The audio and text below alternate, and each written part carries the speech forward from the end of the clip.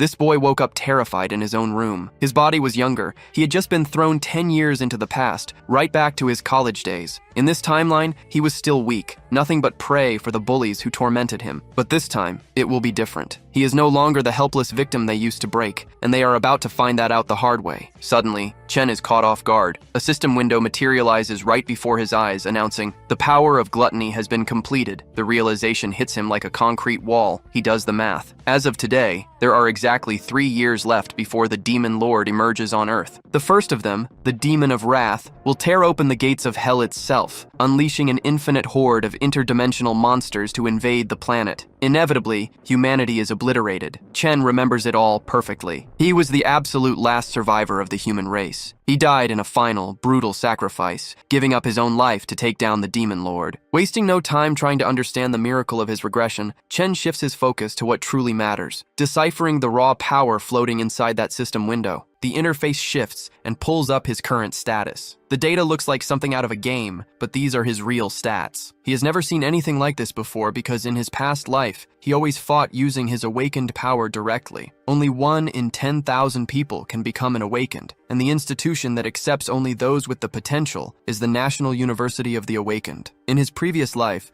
Chen never managed to awaken while at university. He spent 4 years at the very bottom of the food chain, where anyone could push him around. Then a new panel appears in front of him, showing his class from his past life, Electric Assassin. He can feel power flowing through his body and wonders if the strength from his previous life came back with him. Before he can test it, the interface begins cycling through classes. The moment is interrupted when the apartment door swings open. Ma Long, a flower enchanter of rank E, steps in looking surprised. He calls out that Chen is awake and asks if he is feeling all right.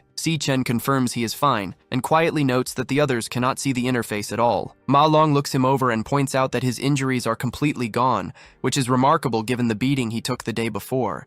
Chen recognizes his roommate. Ma Long awakened in university, but always ranked last in the class. In the previous timeline, he died just 3 days after the Demon Lords descended, but now he is alive, standing right here. Only now does Chen truly feel, in his bones, that he has actually come back. Ma Long puts a hand on his shoulder and reminds him that the level test is tomorrow. He tells Chen to rest up and get ready, because even without an awakening, the test still counts toward graduation. By evening, the city is full of life. People are out talking, relaxing, exercising, just living.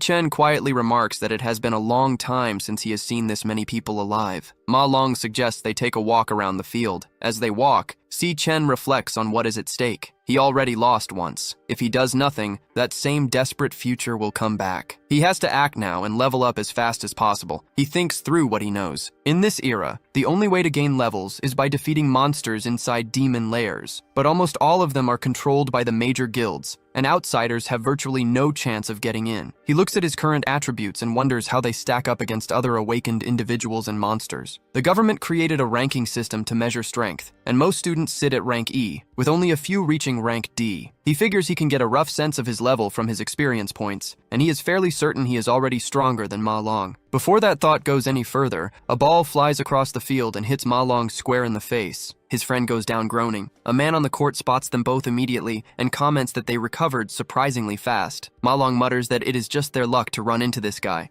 Chen says nothing and simply stares at him. The man tells them he knows they saw him playing ball here, and yet they did not bring 2 cases of drinks. Ma Long immediately apologizes and offers to go buy them right now, but Chen steps forward and cuts him off, making it clear that Ma Long has nothing to apologize for, and that the ones who owe an apology are standing on that court. Memories from Chen's past flash through his mind. He is being held underwater, drowning, while a group of delinquents torments him in a bathroom. Ma Long begs them to stop, but the ringleader brushes it off, claiming he is actually doing Chen a favor. Since Chen had not awakened yet, a little provocation was supposedly in order. His crew laughs along, though one of them points out that Chen already passed out, which takes all the fun out of it. Ma Long crouches down and checks on Chen, while the protagonist, still on the ground, wonders out loud why these people can never just leave them alone. He mutters that pure malice does not only exist in demonic lairs. The delinquent catches that and asks if Chen just said something. If so, the beating continues. Back in the present, the same delinquent seems to be picking up where things left off. Ma Long has no idea what is being said. Then Gong Cheng, a rank E awakened with the flower attribute, starts gathering his ability in his hands. Chen sizes him up internally, noting that this guy only throws his weight around because his brother runs the student council as the strongest fighter in the school, though Chen does not think that reputation is all that impressive. The crowd around them laughs in anticipation, expecting Gongcheng to put the two of them in the hospital again, calling them the most useless pair around. Gongcheng steps right up to the protagonist and demands to know what he just said. Chen tells him plainly to stop bothering them from this point forward. That sets Gongcheng off. He winds up a punch, calling Chen a piece of trash, and throws it. But Chen stops the blow cold with nothing but his fist, and the impact sends Gongcheng stumbling back, clutching his wrist in pain. The crowd goes silent. Everyone is trying to process how Chen just blocked Gongcheng's strike without having awakened at all. Gongcheng is furious that someone who is not even awakened would dare stand up to him. Chen tells him that this is actually perfect and that he will use Gongcheng to run a test. He activates his class, tripling his speed and doubling his strength. Ma Long shouts in disbelief that Chen has actually awakened, while the protagonist settles into a fighting stance. Gongcheng's anger spikes. He activates his indestructible demonic armor and taunts Chen, suggesting he has forgotten what his fist feels like. But before Gongcheng can even react, Chen is already right in front of him, landing a clean cross directly to his face. Gongcheng goes tumbling backward. The crowd cannot believe what they just saw. One punch did that. Ma Long stands there with his jaw on the floor. The onlookers start questioning whether this is even the same Chen they knew. Gongcheng, picking himself up, accuses Chen of catching him off guard and calls out to his friends, asking if they are just going to stand there and watch. The white-haired one starts stuttering, staring at the protagonist like he is looking at something monstrous. Gongcheng charges forward, declaring he will take Chen's life. Chen catches his wrist without effort, squeezes with crushing force, and pulls back his other fist. He tells Gongcheng he is far too weak. Then he unloads, throwing punch after punch before hurling the man away. Gongcheng crashes hard into the wall and ends up completely battered from the beating. From a distance, Ma Long drops to his knees, barely able to form the question of when exactly Chen became this strong. Chen takes stock of the situation. He can draw a few conclusions now. Just like before, he can switch into electric assassin mode whenever he wants. Even at level 1, he can handle low-level awakened fighters in his base state, which tells him he is already above rank E, though he cannot pin down exactly where he stands. But there is another problem nagging at him. He took down Gongcheng, so why have his status points not changed at all? He charges up a bolt of lightning in his hand, turning over a possibility in his mind. Ma Long nervously asks what he is about to do. Chen points the crackling energy directly at him, wondering whether the way to gain experience works the same way it did in his past life. A girl approaches from behind, pointing out that they are on school grounds. Ling Yu, the vice president of the student council, steps in and tells Chen that even though the other party struck first, the punishment he delivered is more than enough. In her view, he will never have the nerve to lay a hand on them again. Chen releases the guy shortly after. He wonders to himself why the student council is so eager to protect him, but also whether he should actually do anything about it. Because if people like that are not genuinely scared, they will just keep causing trouble down the line. The two delinquents, shaken, admit to each other that his expression in that moment was terrifying and that it is better not to mess with him anymore. Chen quietly wonders whether those two were not supposed to be the weakest and poorest students in the school. Ling Yu catches that and turns those two labels over in her mind. Later, back at the male dormitory, Ma Long is buzzing with excitement. He says Chen really did awaken, and on top of that, he is a powerful electric type. He wiped the floor with Gongcheng, and now those guys cannot even look him in the eye. Xiang Zuo, a rank E-Core mage, asks where Chen went then. Ma Long asks if he seriously thinks Chen would run away. Xiang Zuo fires back that if he got that strong, he does not need to bother with basic training. Yu, his flower enchantment brother of the same rank, remarks that Ma Long must have taken some damage to the brain. Zuo snaps back that the four of them ended up in the same dormitory because their evaluations landed in the bottom 4 positions of the entire year, and that is a fact that cannot be changed. He is 4th from the bottom, which makes him number 1 in the dormitory, and the only combat type among them. That, he insists, is an absolute and unchangeable fact. He adds that a soft-handed guy like Chen could not possibly awaken an electric-type ability, but he does feel like he himself has been getting stronger lately, and maybe he can get into a club. Yu cuts in to remind everyone that tomorrow is the last level evaluation before graduation. Meanwhile, at the rank E training den, a figure emerges. It is Gong Yan, the president of the student council. he announces that training is over for the day. As he steps out, he glances to the side and notes that his brother is still waiting for him. Gongcheng makes it clear that he cannot sleep tonight unless something is done. Chen humiliated him in front of everyone, and it is obvious he has no respect for them. Yan says he already knows, and that he will handle it one way or another. Later, Gong Yan is cutting meat while Ling Yu asks how he plans to deal with the situation. Yan says simply that his brother lost because he was weaker, then wonders aloud whether Chen is actually strong. Ling Yu tells him that he knows the level and strength of everyone in the school, that fewer than 10 students have reached rank B, and that he has recruited all of them into his club. Beyond that, no one else has a real shot at entering the den. Average awakened individuals have no path to improvement, and no one can keep up with his pace. Elsewhere, Chen is running 20 kilometers with 100 kilos of weight on him. It is basic training aimed at raising his physical quality, since the ceiling of an awakened person is proportional to their physical strength,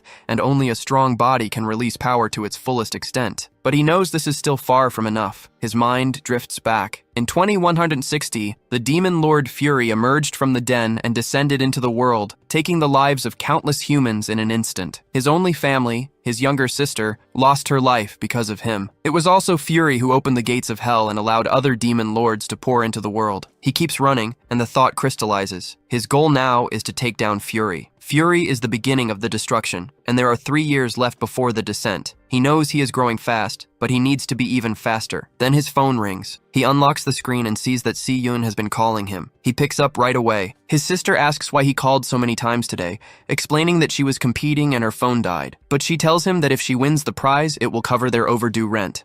Chen thinks back to that ruined future, and how many times he prayed to the heavens for a chance to start over, no matter what price it would cost, even if hell itself came crashing down without end. Si-Yun keeps talking, telling him that when the competition is over they will meet up and to wait for her good news. The protagonist stares ahead, and the thought settles in his mind that everything has begun again. He breaks into 3 more laps, because he needs to get strong as fast as possible to protect all of this. 8 hours have passed since he returned to this time. He has been getting used to this body, weak but young. Now he needs to think about what matters most. To level up, he needs access to a den, but the dens are monopolized by the guilds. Outside of the wealthy, most people have no real chance to evolve, and he is trying to figure out how he is going to get there. He also wonders what exactly the power of gluttony even is. Then, without warning, a system begins to load. It completes its initialization and announces the launch of the Gluttony System.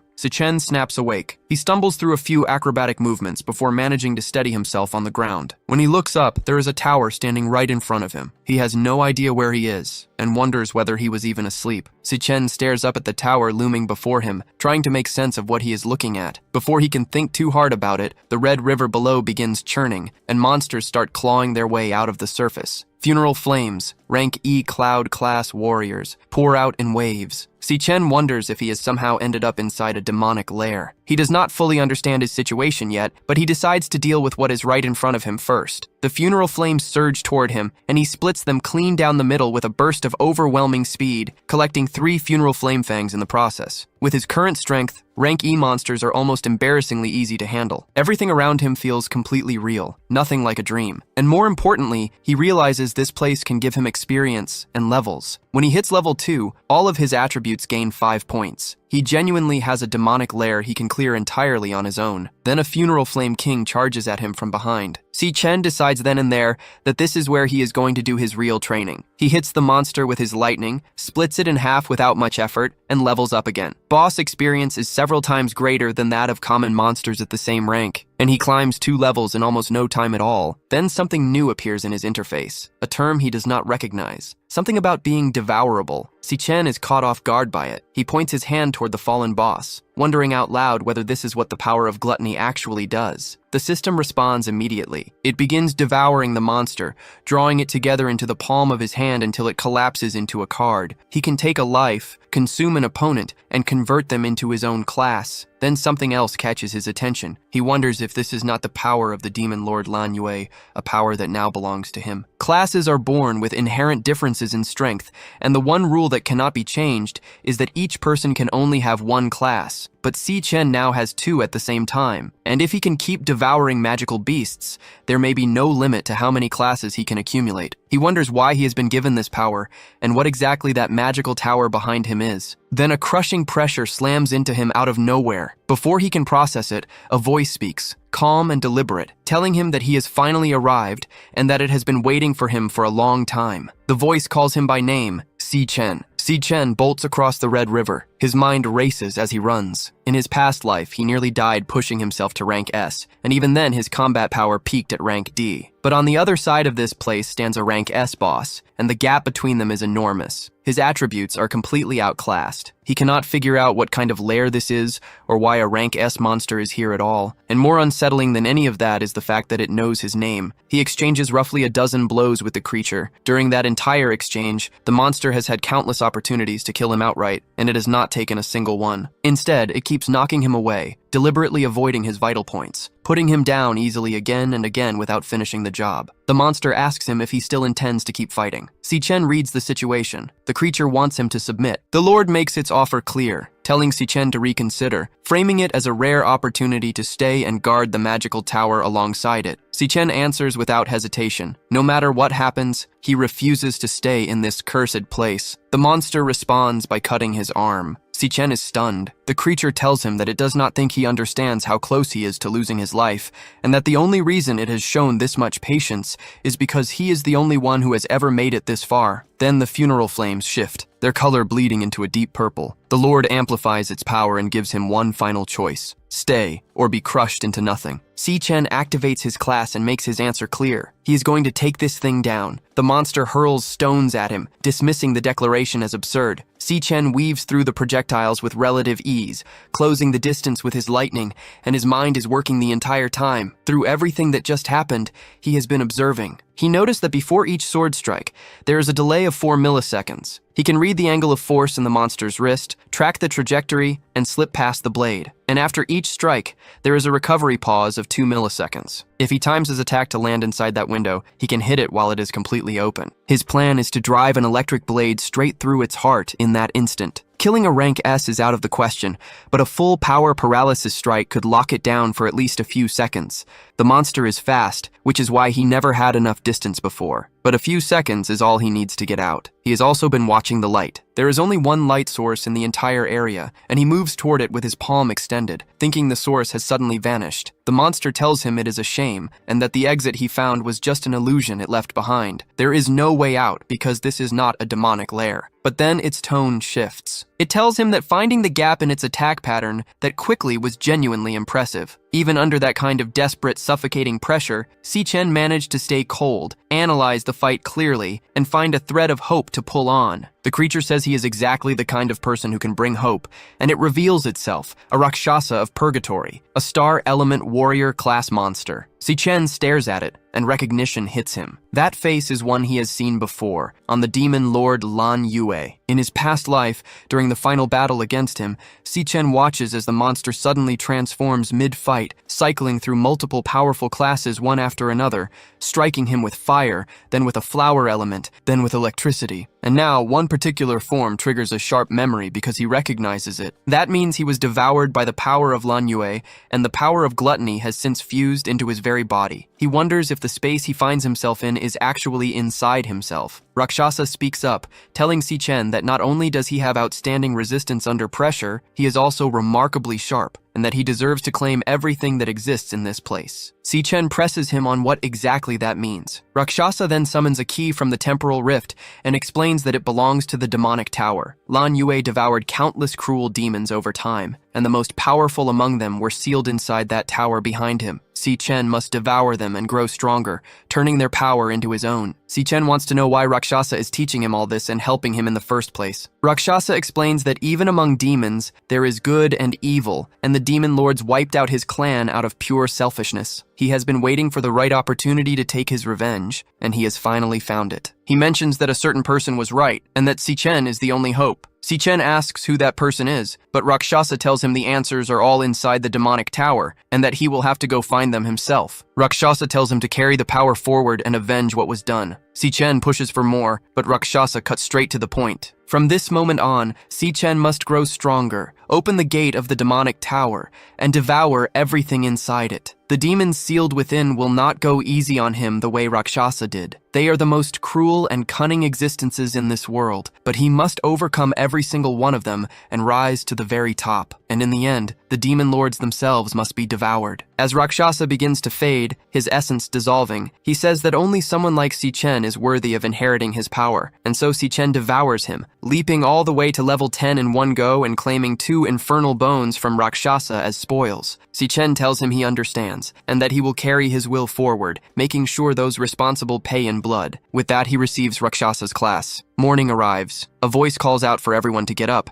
and Chen sits up immediately. Xiang tells the group they need to clear out before they hold up the dormitory schedule. Chen takes stock of himself and notices his injuries have healed completely, which makes him wonder for a moment if everything was just a dream. But his system tells a different story, and the loot he collected is right there with him. In a single night, he jumped to level 10, which likely puts him at a meaningful rank. Before he can think too much further, Xiang Zuo calls out to him, mentioning that someone yesterday was apparently boasting about being strong and planning to shake up his position as number 1 in the dormitory. He tells Chen they need to get moving, because the ranking evaluation is about to begin, and he wants to see what this person is actually made of. A little later, Chen is casually eating a piece of bread and thinking things through. The dormitory appears to be entirely Class E, but he reminds himself that each class is divided into 3 tiers, and the others are lower tier while he sits at the middle tier. The gap in strength between each tier is significant, and he figures he could handle 10 of them on his own. On top of that, since he has not been tested in 2 years, his class may have risen since then. Ma Long calls out to Chen and tells him to go all out and grab a Class D ranking,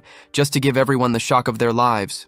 Chen simply repeats the words Class D to himself, letting them settle. They arrive at the evaluation site a little later, and Xiang Zuo is surprised to see how many people showed up so early. Then Gongcheng's delinquent crew starts making their way over, and the 3 of them quietly agree to keep their distance. But the tension spikes when the gang glances in their direction. Then Chen looks back at them directly, and that is all it takes. The delinquents immediately bow and greet him as Brother Chen. Xiang Zuo is baffled, wondering why they are being so deferential, and starts thinking that maybe what Ma Long said was actually true. Chen just keeps walking, completely unbothered. Then a voice stops him. Chiang Di, a member of the student council, steps forward and mentions that he heard Chen had a run-in with Gongcheng, and that he is aware Chen is the biological brother of the esteemed council president Gong Yan. From a distance, onlookers murmur among themselves, noting that Chiang Di is not just some lackey of the president, but a genuine Class D figure, and wondering why someone like him would bother getting involved with Chen. Chiang Di then tells Chen that his sense of smell is exceptionally sharp, and that he can detect the scent of someone truly powerful. But as far as he can tell,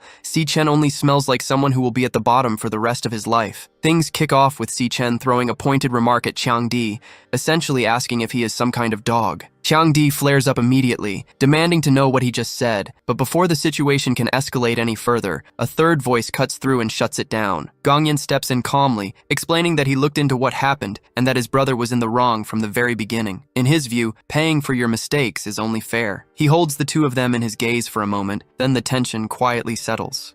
Chen says nothing, staying exactly where he is. A professor breaks the silence by announcing that the classification test is about to begin. Students are to take the stage in an orderly fashion when their names are called. Gong Yan turns and tells his group to get ready, privately sizing up Chen and concluding that he does not look like much of a threat. From a distance, 2 figures are watching all of this unfold. A man wonders aloud what drew him here today and whether he has spotted someone worth keeping an eye on. The woman beside him suggests it could turn out to be quite interesting. An hour passes. It is Xiang Zuo's turn. He steps up, declares that this is where his true strength gets revealed, and walks through the portal into the testing area. The classification test works like this. Each student enters a special demonic lair alone, where a demonic heart sits at the center, capable of absorbing energy. The awakened individual releases their full energy output in front of that heart. The heart then transmits the reading through cables to external equipment, and the result appears on a display screen as raw data. Xiang Zuo fires off his energy ball. The heart absorbs it, the cables carry the signal, and the screen lights up with his result. He lands a rank E at the middle level. The crowd murmurs, noting that the second piece of data has not appeared yet. Ma Long explains what that second reading means. Beyond the current classification, the test also measures something called potential. The screen shifts again shortly after, and Ma Long points out that people with high potential tend to attract serious attention from the government. When the test wraps up, Xiangzuo walks out with his head low, rank E middle level, with a potential of rank C. Ma Long tries to soften the blow, reminding him that some people score even worse and that he is not the only one who missed rank D, so they are all in the same boat. Then the system announces a rank D result with a potential of B, and the first rank D student of the class steps out. Time moves on. Chang Di goes through and matches rank D, but his potential reads as A. Ma Long groans that this is already the 8th rank D in a row. The professors exchange glances,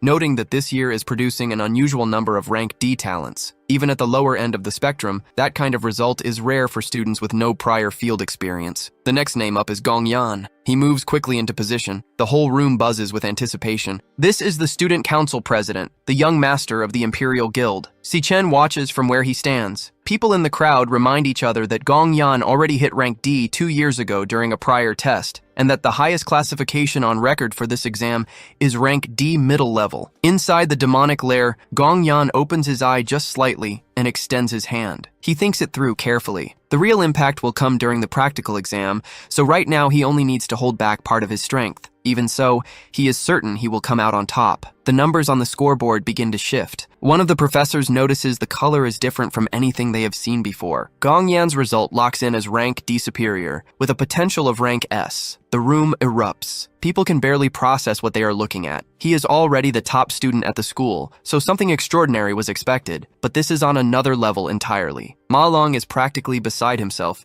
declaring that their school has produced a rank S potential and that everyone present has just witnessed history. The professors immediately start debating whether to notify their superiors right away. A rank S awakened individual is considered a rare national treasure, and someone like that is guaranteed to receive special attention and protection from the government. On top of that, being the young master of the Imperial Guild means this result is about to make headlines across the entire world. The man watching from above remarks that this year is genuinely packed with talent. The woman beside him acknowledges that she already knew Gong Yan carried rank S potential, which is exactly why she came today. But then she clarifies that he is not actually the reason she is here. Compared to Gong Yan, she says, she is far more curious about someone else's performance. And right on cue, the professors call Chen to the stage. Chang Di wastes no time putting Chen in his place, telling him to go back to the dormitory where he belongs. And if his ranking result comes back as anything lower than rank E, they will all be lumped together in the same miserable group, destined to be the biggest embarrassment the university has ever seen when the practical evaluation rolls around. Ma Long tells him to just wait and see, because Chen is about to open some eyes. Xiangzuo is not so sure, quietly wondering whether Chen can actually pull it off. Inside the demonic heart chamber, the eye within stirs, sensing something. Chen holds his composure and keeps his stance steady. The narration pulls back for a moment to lay out what is actually at stake here. In this era,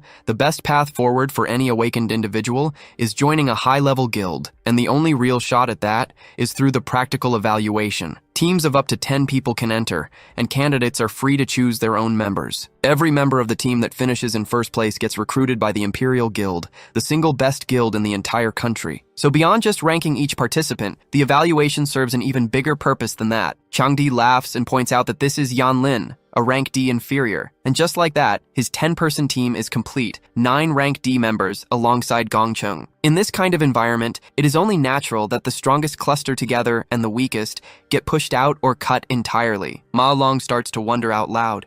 Chen has been in there for a while now, and there is not a single sound coming from inside. Before long, people start filing out of the chamber. Chang Di dismisses whoever is left, calling them garbage and saying there is no point waiting around. Gong Yan calls for the rest of the team members to gather as well. Then the ranking appears on the display screen. Rank D superior. The room goes quiet for a beat, then erupts. Everyone is stunned. The result is completely unexpected, and Chang Di cannot make sense of it either. Inside the chamber, the demonic heart panics and demands the test be run again. Chen takes stock of the situation. He used nothing but his base body for that. No class swap at all, and it already registered as rank D superior. So he decides to push further and switches into a class. His ranking begins to shift again, climbing to rank C mid-level. The crowd outside gets even more rattled watching the number go up a second time. Chang Di insists there must be something wrong with the equipment. The professors start questioning whether there is an internal system error. The heart keeps throwing errors and demands another retest. Chen reasons that his other classes should be sitting above C, so he goes ahead and activates the Rakshasa, his most powerful one. The heart reacts with visible alarm. Outside the chamber, a dark and oppressive energy begins to gather, completely shifting the atmosphere of the entire area. Everyone looks up, unsettled, trying to figure out what they are feeling. Xiang Yue says quietly that today is going to go down in history. Chen's potential begins to surface. The ranking hits S immediately. The crowd erupts in disbelief. Gongyan looks shaken. But then the system throws another alert. A second S appears on the screen. The system cannot detect the actual value of his potential because the maximum load has already been exceeded. Everyone is screaming about an SSS rank. Then an explosion goes off inside the chamber. A professor sprints toward the entrance, shouting that the demonic heart has overloaded and that the student inside could be hurt. He rushes in and finds Chen standing there, staring down at the ground with a look of surprise. The demonic heart has lost its life. The professor wonders aloud whether it was simply used for too long today.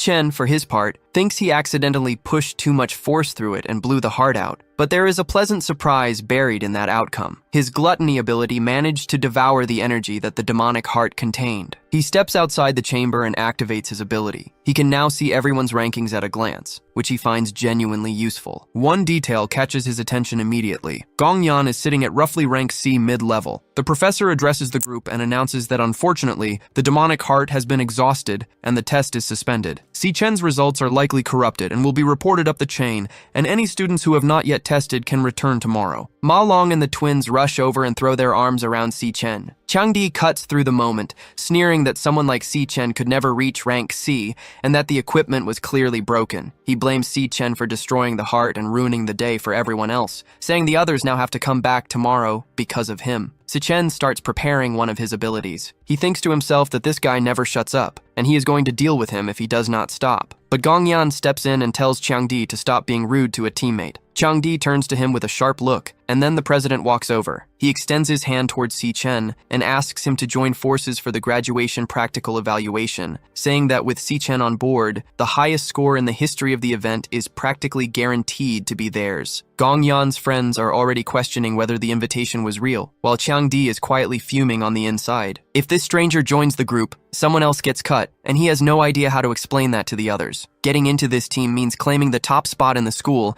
and there are people who couldn't buy their way in even if they tried. So why does this guy get a personal invitation from Gongyan himself? Still, disrespecting Gongyan is not an option. Changdi swallows his frustration and places a hand on Chen's shoulder, telling him that since the president himself extended the offer, he is welcome among them.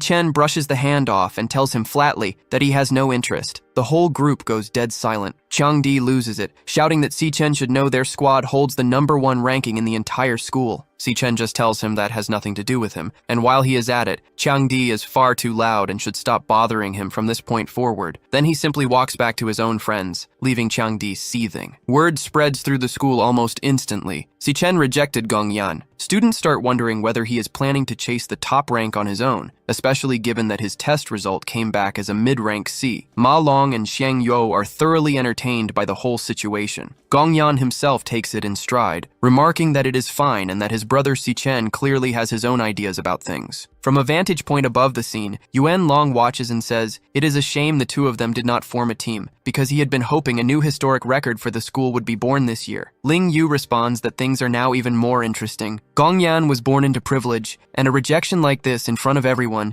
is nothing short of an open declaration of war. Their president, Ling Yu notes, is not someone easy to deal with. Changdi tries to rationalize it, suggesting the test must have been wrong and that Chen is not actually a rank C. Gongyan pushes back on that, pointing out that even if the test is wrong, even if there is a 1 in 100 million chance it is not, he cannot afford to let anyone threaten his first place standing. Changdi argues that regardless, Chen is just a student with no real combat experience, while they are elite fighters who have been through actual demonic lairs. He volunteers to go handle the situation personally. Gongyan asks him whether he really looks like someone that petty. His loyal follower quickly says no. Gongyan then says he is simply not in the mood to get involved, and that Chang Di can do whatever he wants with the others. Whatever happens will have nothing to do with him. Chang Di is caught off guard by that answer, but he reads between the lines just fine. He confirms that whatever occurs will have no connection to the president whatsoever. About 10 minutes later, Chang Di gets a piece of news that genuinely surprises him. Chen has left the school grounds. One of his men confirms it, saying he just heard that Chen headed home and walked out without even stopping to eat. Chang Di sees this as a gift from the heavens. Outside school property, dealing with Chen will be far easier. The narration then pulls back into Chen's past life. An elite guild, while exploring a demonic lair inside the country of Shenge, ran into a catastrophe. Deep within the lair, they encountered a powerful demon unlike anything previously recorded. This was the demon known as Fury. The entire elite guild was wiped out, and Fury broke free from the lair and descended into the human world. That is the full extent of what Chen knows. In this new life, he has already put together a plan to locate the exact position of the lair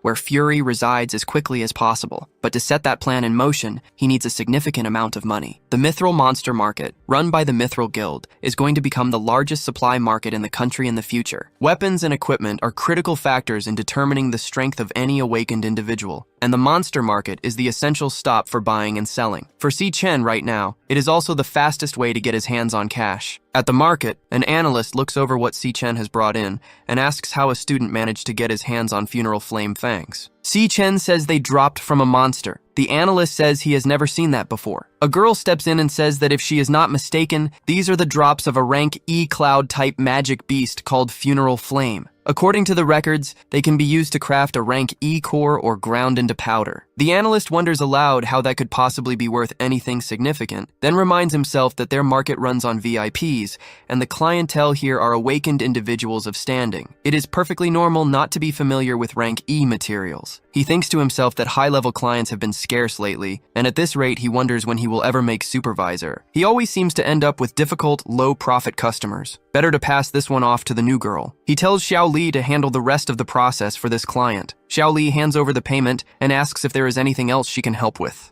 Chen counts it in his head, 18,000, just enough to cover his rent. Then he tells her there is one more thing and asks her to take a look at something for him. Xiao Li's eyes go wide. She says it is an enormous and striking sword. She has never seen anything like it, but her instinct tells her it is at least rank B, possibly reaching rank A. The analyst overhears and chimes in that a rank A weapon would be priced at over $1 million, and he has never personally seen one. Before he can say more, another man cuts in and says they are both wrong. It is neither B nor A. The analyst assumes his boss means it is lower and starts to agree, saying a poor student would never have anything truly valuable, but his boss corrects him sharply. What Chen is carrying is clearly from the lands of purgatory. It is a rank S piece of equipment. Both of them go completely still at the mention of that classification. The owner steps forward and takes Chen's hand, welcoming him as a VIP client. He invites him to a private room and tells him he can ask for whatever he wants. Chen thinks to himself that the person he has been waiting for has finally shown up. This is Qingzhi, the owner of the Mithril Guild. In a private room thick with incense, Qingzhi opens the conversation by asking his guest how he intends to handle the equipment he brought in. Chen states plainly that he wants 1 million. Qingzhi raises an eyebrow. He points out that rank A equipment alone fetches millions on the open market, and the weapon Chen is carrying is rank S, meaning it could easily cause a stir if word got out. Surely 1 million is underselling it. Chen clarifies his position. He does not want to sell the weapon. He wants to use it as collateral for a loan of 1 million, to be repaid within 1 month. Qingzhi is visibly surprised. Using a rank S weapon as collateral rather than selling it outright is not the kind of thinking you expect from a university student. The young man clearly intends to keep using it down the line. That level of foresight, Qingzhi muses, points to either a wealthy heir who left home on his own terms or someone genuinely exceptional. Chen confirms the timeline, 1 month, and when the deadline arrives, he will repay the principal plus 10% interest. Qingzhi asks Xiao Li to step outside for a moment, then he lays his cards on the table. If he is not mistaken, Chen attends the National University of the Awakened and is a senior about to graduate. As Qingzhi understands it, the school holds a practical graduation assessment every year, and that assessment falls almost exactly 1 month from now, with a prize of precisely 1 million. The timing and the amount line up perfectly. So Qingzhi ventures a guess. Chen is confident he will finish first in that competition. He needs the money urgently right now, urgently enough to put up something this valuable as collateral, which means the need is real and immediate. Given all of that, Qingji makes a different offer entirely. He will hand over $1.5 million in cash right now, with 0% interest for 1 month. He frames it simply as a gesture of goodwill between friends. Chen is stunned. Qingji adds one condition. Everything discussed stays completely confidential, but if Chen ever has business to conduct in the future, he asks only that this market be his first stop, promising the best possible terms. Chen takes a moment to process what just happened. With very little information, Qingji read his background and his intentions accurately, and then, rather than exploiting the situation, offered him better terms than he asked for. The protagonist reflects that to defeat Furia, he cannot rely on his own strength alone. He needs trustworthy partners. This, he decides, is exactly that. The deal is made. A magical binding seal is placed on the agreement. Qingji confirms it is done and that the funds have already been transferred to Chen's account. Then, almost as an afterthought, Qingji mentions that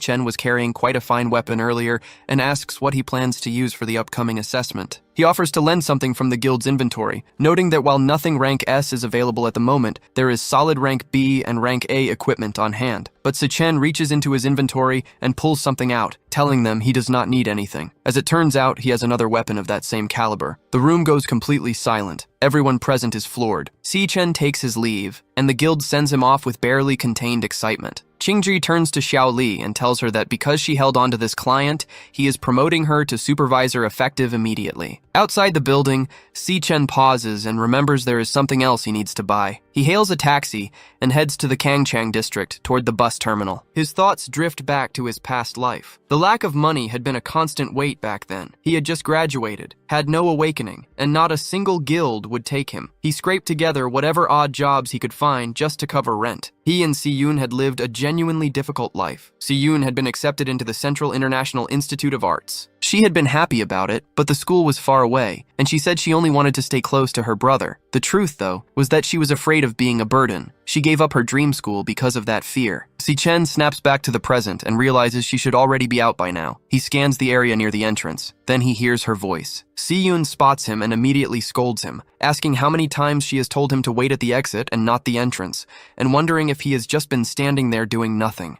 Chen thinks to himself that 7 years have passed. Siyun shoves her luggage toward him and tells him to carry it, then stops and asks why he is just standing there looking dazed, wanting to know if some girl turned him down. She tells him they need to get home and mentions that the road to the exam was absolutely chaotic. Chen pulls her into a tight hug. 7 long years, he thinks. He is finally looking at his sister again. Siyun yelps, jabbing him in the ribs and telling him he is going to crush her if he squeezes any harder. She says he has been acting strange lately and tells him they need to go. Chen makes a quiet promise to himself. In this life, he will never let her suffer again. Elsewhere, Changdi is watching the road Chen takes on his way home. He tells the others with him to hold their position and wait. The moment Chen shows up, they move. He intends to make sure Chen understands exactly what happens when someone crosses him. Chen's subordinates warn Changdi that members of the council are on their way, and if things escalate too far, the protagonist could end up in serious trouble. But Changdi is not interested in backing down. He makes clear that all he wants is to teach Chen a lesson, though the sheer audacity of the situation is already getting under his skin. A rank E, nobody daring to get in his way, is something he simply cannot let slide. He thinks back to the moment Chen told him to stop making noise and to get out of his face, and that memory alone is enough to seal the decision. His order is simple and brutal. They are going to beat Chen into a coma, making sure he cannot participate in the upcoming graduation evaluation. Changdi reminds his crew that he is one of the school's finest cloud assassins, and that this arrogant little upstart is about to run out of luck. Meanwhile, on a hillside path leading home, Siyun walks beside her brother and brings up how strangely he has been acting for the past 2 days. She figures it might be the pressure of the graduation evaluation weighing on him. A guy as straightforward as Chen, she reasons, is hardly the type to be tangled up in romantic trouble. Either way, she tries to lift his spirits, even humming a song he used to sing to her, the one that went on about how life is long and opportunity always comes around eventually. Chen listens and thinks to himself that she is sharper than he gave her credit for. She noticed the change in him the moment they met. She still does not know that he is awakened, still believing they are living the same life they always knew. He tells her he is fine. Si-yoon reads it as stubbornness, the kind of wall men build around themselves. She thinks her brother is getting old, but the moment does not last. Changdi's crew is already lurking in the alley nearby. One of them spots the girl walking beside Chen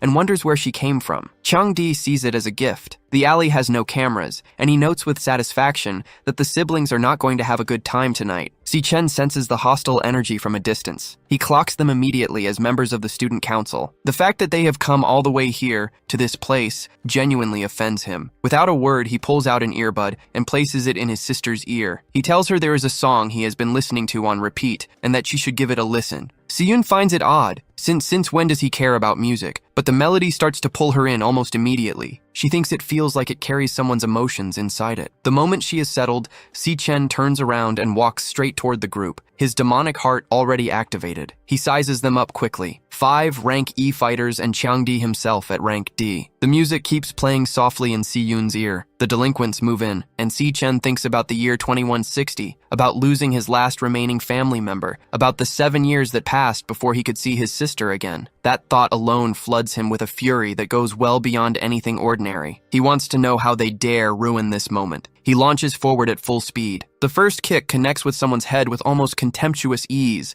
sending the man flying. Then the next.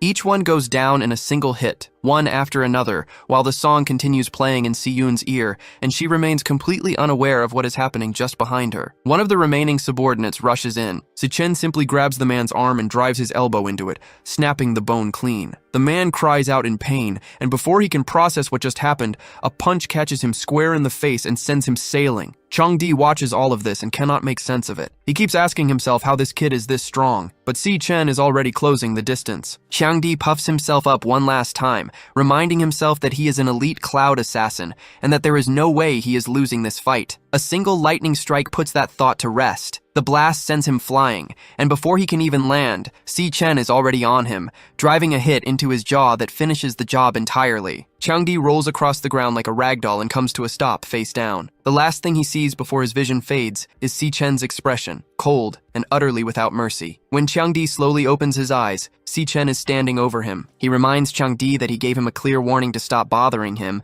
and then asks with genuine curiosity whether the man simply does not understand plain human language. Changdi is in rough shape. His ribs are broken, he can't feel his legs, and the test results have made one thing undeniably clear.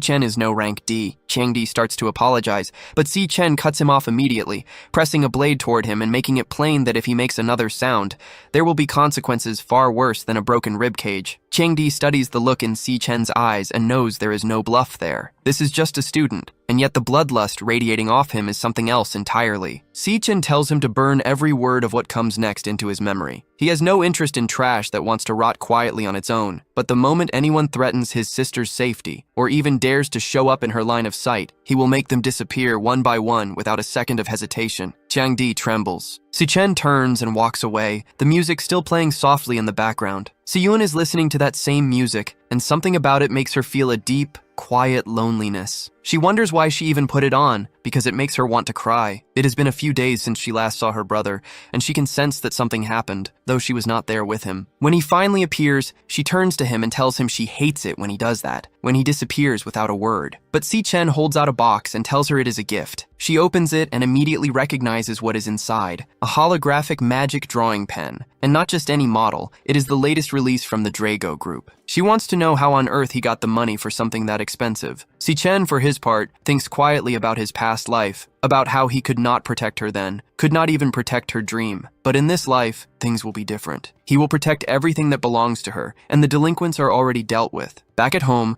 Si-yoon tries out the pen and is genuinely amazed at how well it works. Chen is quietly thrilled that she likes it. He thinks to himself that his sister's noodles are the best in the world, but Si-yoon brings him back down to earth, reminding him they still have rent to pay and he cannot be spending money like this. Chen tells her the rent for the entire year is already taken care of. He made a deal with some friends and earned the money that way. Si-yoon thinks to herself that her brother is a terrible liar, and the whole thing is suspicious, and she is a little annoyed that he is keeping secrets from her. But even so, it has been a long time since she last saw a smile that genuinely happy on his face. She reaches out and touches his shoulder, telling him that no matter what happens, he should not push himself too hard. Chen gives a quiet nod. Meanwhile, at an aquarium, Gong Yan receives a report. Chang Di has been seriously injured, 60% of his body fractured. Even with the best healer available, recovery will take more than a month. Gong Yan had not expected him to actually go after Si Chen and end up in that condition. Ling Yu notes that Chang Di will likely lose his graduation ranking for the year. Gong Yan shrugs it off, saying his team simply lost a dead weight with no real ability. Then someone approaches. Gong Xuan, the director of the office, brings news about Si Chen. The internal results from the last evaluation test have been confirmed. Si Chen is a genuine rank C, the only student at the university ranked higher than the student council president. Gong Yan is visibly surprised. Gong Xuan continues, explaining that their father has invited the president of the alliance to attend the upcoming event, and they cannot afford to let anyone steal the spotlight. If it comes down to it, he will ask his niece to fill the slot. With everything arranged the way it is, it should go smoothly. But Gong Yan tells his uncle he is worrying too much. Everyone must think Si Chen used his full strength in that test, but Gong Yan is not concerned. He intends to show the entire school exactly who the strongest student here really is. At 11 at night in the male dormitory, Si Chen steps out of the shower after completing a training run of 100 kilometers. The money problem is resolved, things are stable, and he figures he can begin his real plan in earnest after graduation. His next objective is clear: secure the 1 million champion scholarship at the graduation evaluation and use it to repay the debt to Qingji. That debt must be honored because he is going to need Qingji's help badly in the future. He lies down in bed, thinking that there is less than a month left before the evaluation, and he still has several levels to climb. As sleep takes him, his gluttony system activates, pulling him toward the Tower of Gluttony. He approaches that familiar door, turning over what the test results revealed. His weaker class sits at a solid mid-tier rank C, but his stronger class, Rakshasa, never fully displayed itself. It is rank S, yet he cannot draw on its full power yet, and its true ceiling remains unknown. The rankings of both classes are still unresolved. He takes the temporal rift key and uses it on the door to the demon tower. As he steps through into that swirling violet mist, Si Chen is completely awestruck by what he sees on the other side. Si Chen finds himself on the plane of the falling star, and the moment he steps in, something slams him down. A crushing pressure forces him to his knees,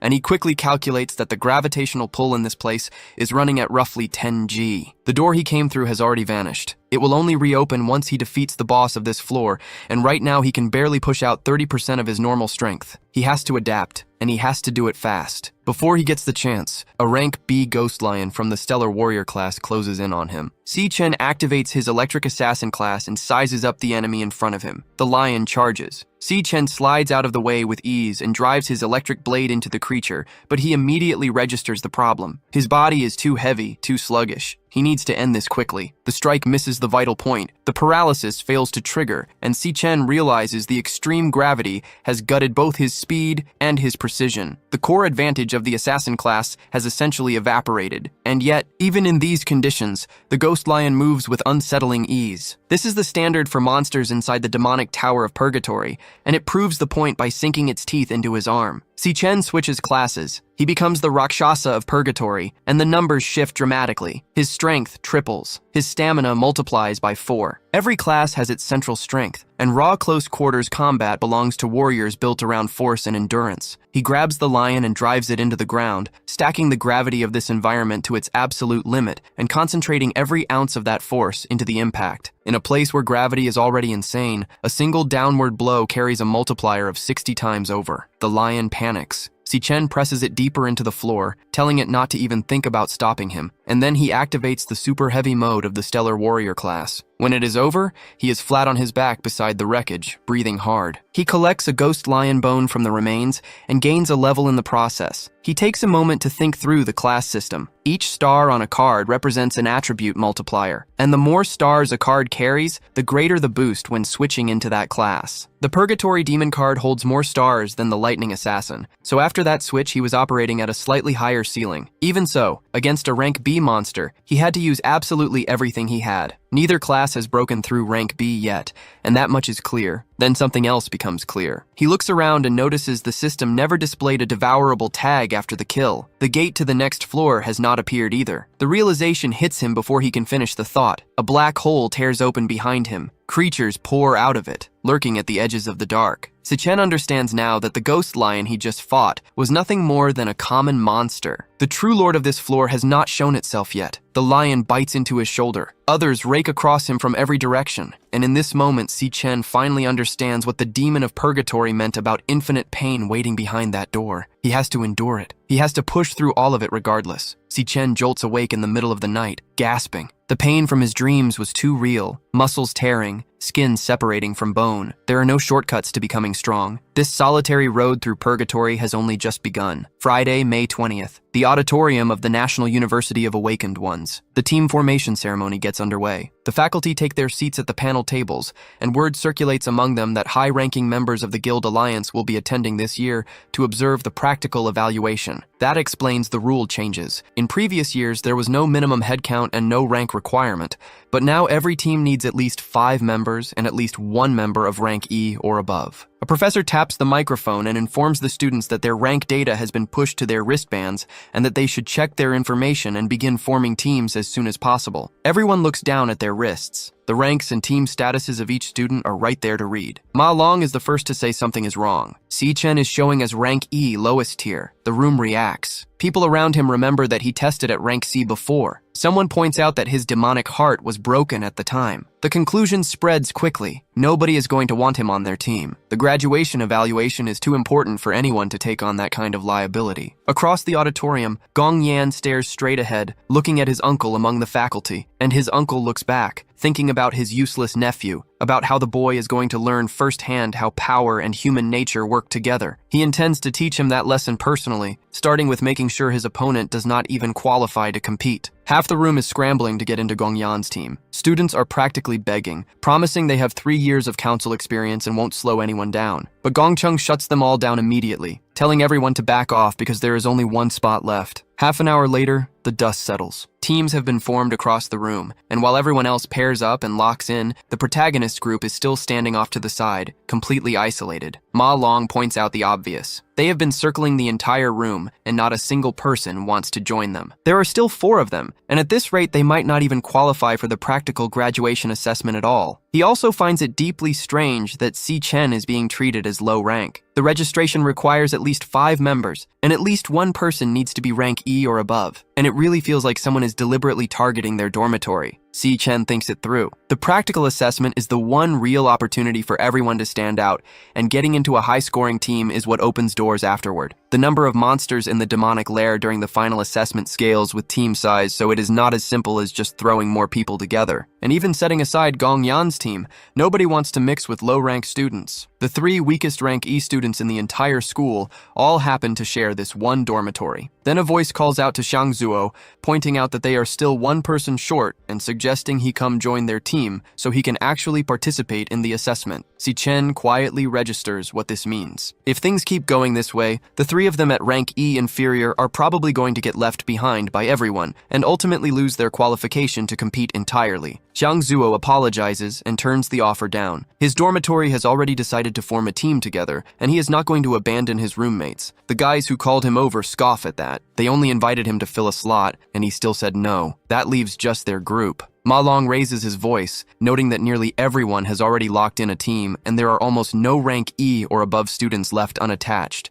Chen glances to the side, his demonic heart active. He is thinking that they are still 1 person short and nobody is coming, and he also notices that the professor shares the same surname as Gong Yan. Changing such an important assessment rule on a whim and falsifying his actual rank just to prevent anyone from teaming up with him feels like a direct threat aimed at Gong Yan. But Chen has already decided he is participating in this assessment no matter what, and since they are sabotaging him this openly, he sees no reason to play nice. There is more than one way to prove strength outside of the assessment. Ma Long asks what exactly he is planning. Chen thinks about it. Schools for the Awakened have always maintained a special tradition to help students sharpen their classes and their combat instincts. In any environment, a one-on-one challenge can be initiated, known as an X1. It is an extremely provocative move, but it is also the most direct way to demonstrate strength in front of everyone. Faced with a challenge like that, most people would back down, but Gong Yan is not going to refuse. And if Chen dismantles him completely, anyone chasing a high score is going to come running to join his team. Before he can act on that, Ling Yu speaks up. She calls out to Chen and asks if his team is still incomplete, adding that she would also like to take part in this year's practical assessment. She was already rank D back in middle school, so joining his team would not be a problem. The entire room turns to look. Everyone is wondering when Chen got close to her. Gongcheng stands up immediately, demanding to know what she means by that. Across the room, a professor chokes on his drink. Ling Yu walks over to the protagonist as the room buzzes. People are noting that she is an exchange student whose background has always been a mystery, but the word is that she is a prodigy from the country of Shenke. The professor steps in. He questions why she would help someone she does not even know, and warns her that as an exchange student, she does not have the qualifications to participate in the assessment. On top of that, she has never taken a rank test since transferring. There is no report confirming her current level, and her participation would be a violation of the rules. Yuanlong appears and agrees with him. Gong Xuan stands up, visibly surprised, and asks why the director is here as well. The director addresses Ling Yu directly. She is here on an exchange program, and he wants to know why she would get involved in something like this.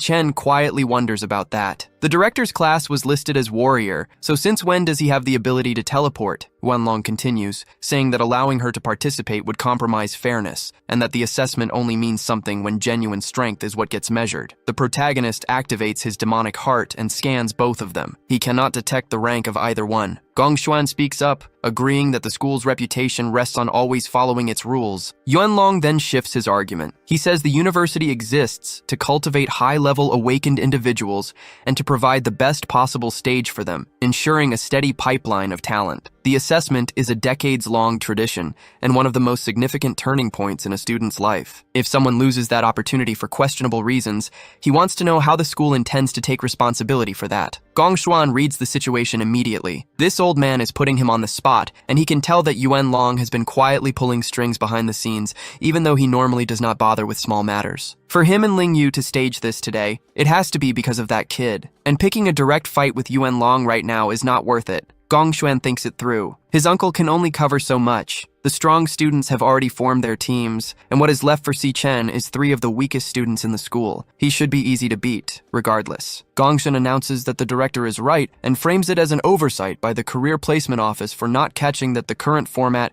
could leave students without a path to participate. He then declares that teams with fewer than 5 members or without a rank E superior are now eligible to register. With that, the dormitory officially forms their team. Everyone celebrates the fact that they are in. Yuanlong remarks quietly that Ling Yu's interest in Chen runs deeper than he had anticipated. He lays it out plainly. On one side, the strongest team in the school's history, led by Gong Yan. On the other, Chen and his 3 roommates carrying the lowest ranks in the building. Yuanlong says he is genuinely curious which lair they will choose and what score they will manage to pull off. With team formation complete, each captain can now select their demonic lair. Then, a notification hits Yuanlong's tablet, and he is caught off guard by how fast it came through. He checks it and sees it was Chen's team that just submitted their selection, and the lair they chose is a difficult one. Chen's friends are completely rattled. They are telling him to cancel it immediately, asking if he has any idea what he just signed them up for. Chapter 14 opens with some crucial context about how the graduation practical exam actually works. For the first time, students enter a real demon lair as a team, and points are earned by defeating lords and common monsters inside. The difficulty scales with the lair's rank, and so does the score multiplier. A rank F lair caps out at 75 points,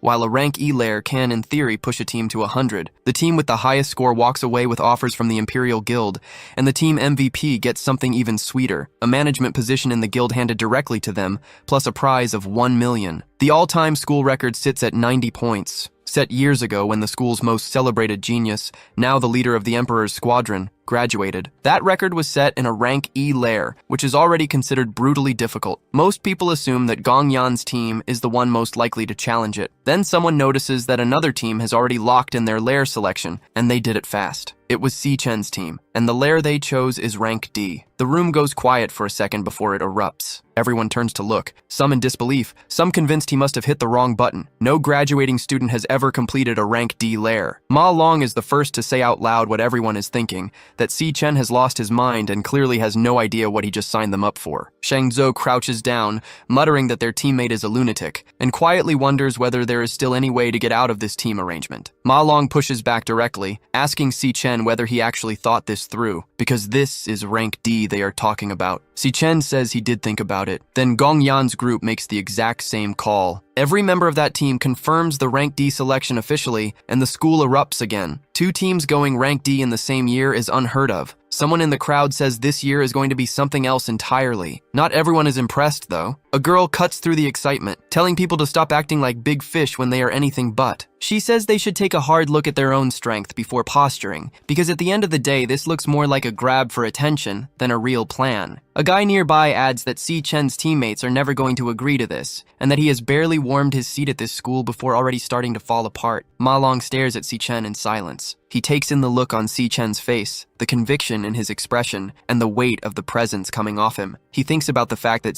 Chen only recently started showing this kind of intensity, and that for the entire time they have been at this school, Chen was the one Ma Long looked out for. He sits with it for a few more seconds, then makes his decision. 4 years together, he says, and he is not stopping now. He is in. Shang Zhu follows, saying they are already in deep trouble anyway, so they might as well go all the way and see what a rank D lair actually looks like. His brother immediately gets worked up about being the last one to agree, pointing out that he is supposed to be the head of their dorm. But he accepts too, saying that whether this is madness or not, they are going in together. With that, every member of Chen's team is officially confirmed. Chen calls out to his friends and apologizes, telling them plainly that he chose rank D because he wants to be the MVP. That gets Gong Yan's attention. Chen says they are going to take the highest score together, but Gong Yan cuts him off immediately, making it clear that the MVP title belongs to him. Chen turns away as Gong Yan declares that there is only room for one strongest person at this school. Ling Yu watches the exchange with visible surprise, noting that this is the first time she has ever seen that particular expression on Gong Yan's face. Whatever rivalry existed between these two before, it is fully out in the open now. Yuan Long observes that youth has no fear of the unknown. The girl from earlier is less poetic about it. She points out that even if Chen is rank C, carrying an entire team through a rank D lair on his own is simply not possible. Yes, the rank D multiplier is 3, which means a theoretical ceiling of 150 points, but the difficulty is several times greater than rank E, and with the current strength of Chen's team, this choice is not the sensible one. Wenlong acknowledges that there are only about 2 weeks left before the practical exam begins. There is no time for any real growth in that window. She says she hopes that when the moment comes, Chen and his team at least manage to hold their own. 17 days remain before the evaluation starts. Ma Long watches the team spend their days doing something completely different from everyone else. While other students are drilling elemental power and running virtual monster simulations, Chen's group is doing something that looks more like raw physical conditioning. Ma Long asks why, pointing out that their graduation exam is not a triathlon.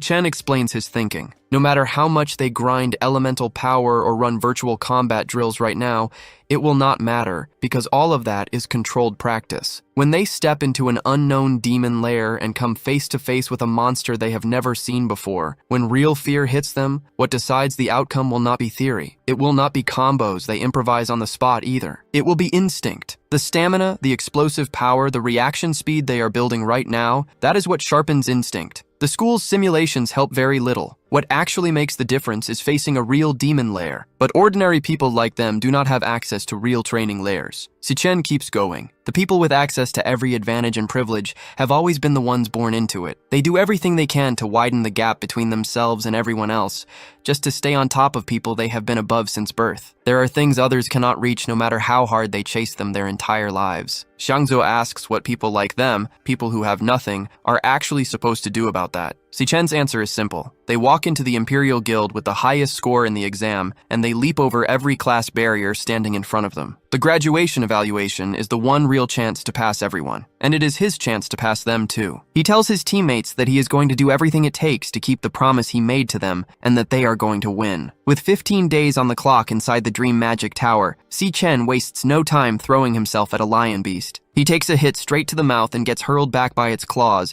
but he keeps going. 10 days out, the group is still running drills without rest. Gradually, Chen starts picking off the phantom lions one by one, while Gong Yan cuts through monsters with his katana. At the 5-day mark, they are grinding through physical conditioning, and then the days blur past at a relentless pace. 3 days, 2 days, until Chen finally breaks through to level 16 by defeating the beasts. With just 1 day remaining, he makes it clear to the group that the real battle is only just beginning. On the day of the practical graduation assessment, a drone addresses all the participants.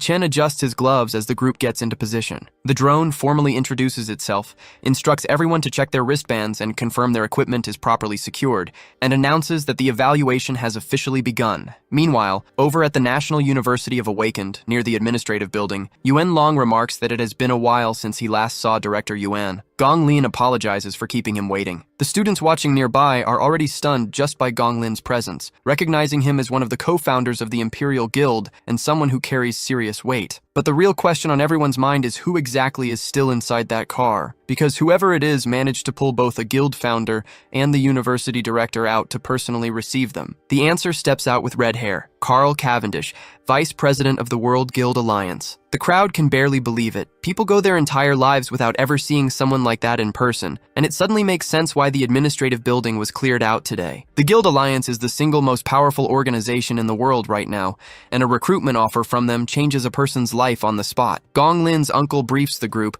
noting that 184 students are participating in the final evaluation, divided into 28 teams. 23 teams selected rank F demonic lairs, 3 chose rank E, and 2 went with rank D. Sigrid, the Secretary General of the Guild Alliance, raises an eyebrow at that last number. Rank D lairs are classified as dangerous even for full squads, and she wants to know whether the students were properly informed of the risks. The director confirms they were transparent from the start, then lays out the reality plainly. Most of these students are sitting at the lower end of rank E, and they already struggle against ordinary rank F monsters. Taking on a Lord-class monster is a serious challenge for them even in a rank F lair, because a Lord's strength far exceeds that of common monsters at the same rank. In a rank E lair, the situation escalates completely. Every ordinary rank E monster is roughly as powerful as a rank F Lord, which means clearing a rank E lair is, for most of these students, practically an impossible task. Sigrid then asks whether there are any safety measures in place if a student finds themselves in real danger. The professor reassures her that the students are their most valuable asset. Armed Imperial Guild personnel are stationed outside every demonic lair, monitoring everything, and they will intervene the moment a dangerous situation is detected. On top of that, each wristband has a teleport function built in. If a student activates the command, they are instantly transported out of the lair. One student has already used it and withdrawn from the evaluation. Sigrid acknowledges all of that, but circles back to the 2 teams that chose rank D lairs, noting that the school really does seem to be full of talent. She says she is genuinely looking forward to seeing how they perform. The professor, privately, is thinking the same thing, though with a very different expectation. He gives those kids a few minutes before they come sprinting back out. Chen's group arrives at their location, the Cloud Forest Summit Lair. A phantom bat monkey appears above them. Chen immediately identifies it as a cloud-type magical beast, explains that they specialize in coordinated aerial assault with fast diving strikes, and tells the group to stay sharp. The bat monkeys launch their attack at full speed, diving straight toward the group. Chen calls out a warning to his teammates. Xiang Zuo dodges one of the strikes, and the rest of the group follows suit. They are barely processing the fact that they just survived a rank D attack when one of the bat monkeys drops to the ground. Xiang Zuo stares at it, then calls out to Chen in disbelief. In a single instant, Chen has taken down 3 rank D monsters entirely on his own. Chen makes the call quickly. The way things stand, a direct confrontation with these creatures is off the table. He tells the group to stay close, stay together, and let him handle the rest. Then he launches himself forward in a burst of lightning. The others scramble to avoid the monsters closing in around them, and it is not easy. Xiang Zuo takes a hard hit into a tree, his back slamming against the bark. In that moment, a thought cuts through the chaos. All that time he spent training his reaction speed and explosive movement, he had done it to survive, not because he ever expected to be fighting on the other side of something like this. He had always been the one in charge back in the dormitory, and now here he was, being carried through a crisis by someone else. The bat monkeys keep pressing toward the protagonist, but Chen cuts through them with almost unsettling ease. Watching it happen in real time, Xiang Zuo has to admit something to himself. When Ma Long had said Chen was strong, Zuo had not believed it for a single second. But seeing it with his own eyes is a different thing entirely. This guy is far too capable to be just another undergraduate. He carries himself like someone who has already lived through a real war. The trust Zuo feels toward him builds fast, maybe too fast, and before he realizes it, he has fallen behind. Then Xiang Yuo calls out a warning. Another bat creature is coming from behind, but Zuo is already moving. He channels his fire ability, seizes one of the monsters by the leg, and incinerates it with everything he has. As he does, he tells his friends plainly that they cannot afford to become dead weight on Chen's back. This evaluation is not just about Chen proving himself. It is their turn too. Xiang Yuo takes that to heart immediately. He agrees with his brother and activates the flower nail prison enchantment, binding one of the bat monkeys in vines. The creature strains against the hold and manages to break free, which clearly catches Yuo off guard. Ma Long steps in without hesitation, casting the freezing breeze cloud enchantment and announcing that he has managed to slow the monster down. He tells the others to move together now. Yuo is not about to let it escape and says as much. The three of them combine their abilities on the bat monkey and shout for Xiang Zuo to go. Zhu winds up, announces that this is it, and fires a converging explosive flame projectile, the kind that belongs to a core mage. The blast connects. The bat monkey screams, its face scorched, but it is still standing. Zuo fires again and again, noting that this thing is absurdly durable. He keeps hitting it, wearing it down, until Yuo warns that they cannot hold the situation much longer. Ma Long confirms they are at their limit. Zuo steadies himself and declares that he is going all in. He names it clearly as his full power strike, a converging explosive flame projectile at maximum output, and lets it fly. The evaluation drone announces the successful kill. The bat monkey is down. The group erupts. They actually did it. They took down a rank D magical beast. Chen looks genuinely surprised. The others can barely believe what they just pulled off, and Zuo plays it cool, saying it was not so bad after all. The protagonist congratulates them on the solid work, and the drone follows up with the confirmation that every common monster in this demonic lair has been eliminated. Back wherever the observers are watching from, the executive director is visibly shaken. He cannot wrap his head around how a group of allies with zero real combat experience just managed to kill a monster ranked above their own level. Gongyan's father says nothing, his expression unreadable. Carl Cavendish, however, speaks up. He says the young man performed exceptionally well. And beyond that, he adds, this particular young man reminds him very strongly of an old acquaintance. Gong Lin is caught off guard when someone asks if the name is Chen, saying they will remember it. Standing beside him is his uncle, the director, who quickly turns the group's attention to the other team, the one that chose a rank D den, which has already reached the intermediate section. Meanwhile, Gong Yan's group keeps pushing forward. Sigrid notes that their coordination is flawless, like a professional guild squad. Carl adds that this year's graduating class is genuinely high level. Gong Xuan watches and thinks to himself that the battle has barely started, and the real show is still coming as the miasma mushrooms begin to advance. A girl strums her guitar and activates the Lament of Decline, calling the group to converge. Another member lines up his own skill, Stellar Attraction, and calls out to his captain. Gong Yan draws his katana and answers with the blazing fire void cut, slicing through the monsters in one clean motion before sheathing his blade. The rest of the group reflects on how the monsters in this school evaluation feel identical to the ones from Training Easy Pickings. The way they see it, the graduation evaluation was arranged by the Gong family, and with the right support, everything becomes laughably simple. At this rate, first place is already theirs. Back in the protagonist's dungeon, Chen shields his face as the group reaches the top of the demonic den and comes face to face with a rank D ghost monkey. Ma Long wonders aloud if this is the final boss, and Xiang Zuo points out that a single slap from that thing could kill him about 10 times over. The monkey turns toward the group. Ma Long tells it to hold on, says he is looking right at it. That is apparently enough of an invitation, because the monkey charges straight at them. Chen does not wait. He launches forward with an electric kick that connects clean with the monkey's face, sending the creature flying. He goes after it immediately, lands a finishing blow to the head, and splits the ghost monkey apart with his electric blade. Ma Long remarks that it still went down surprisingly easy. The group collects the ice monkey pelt.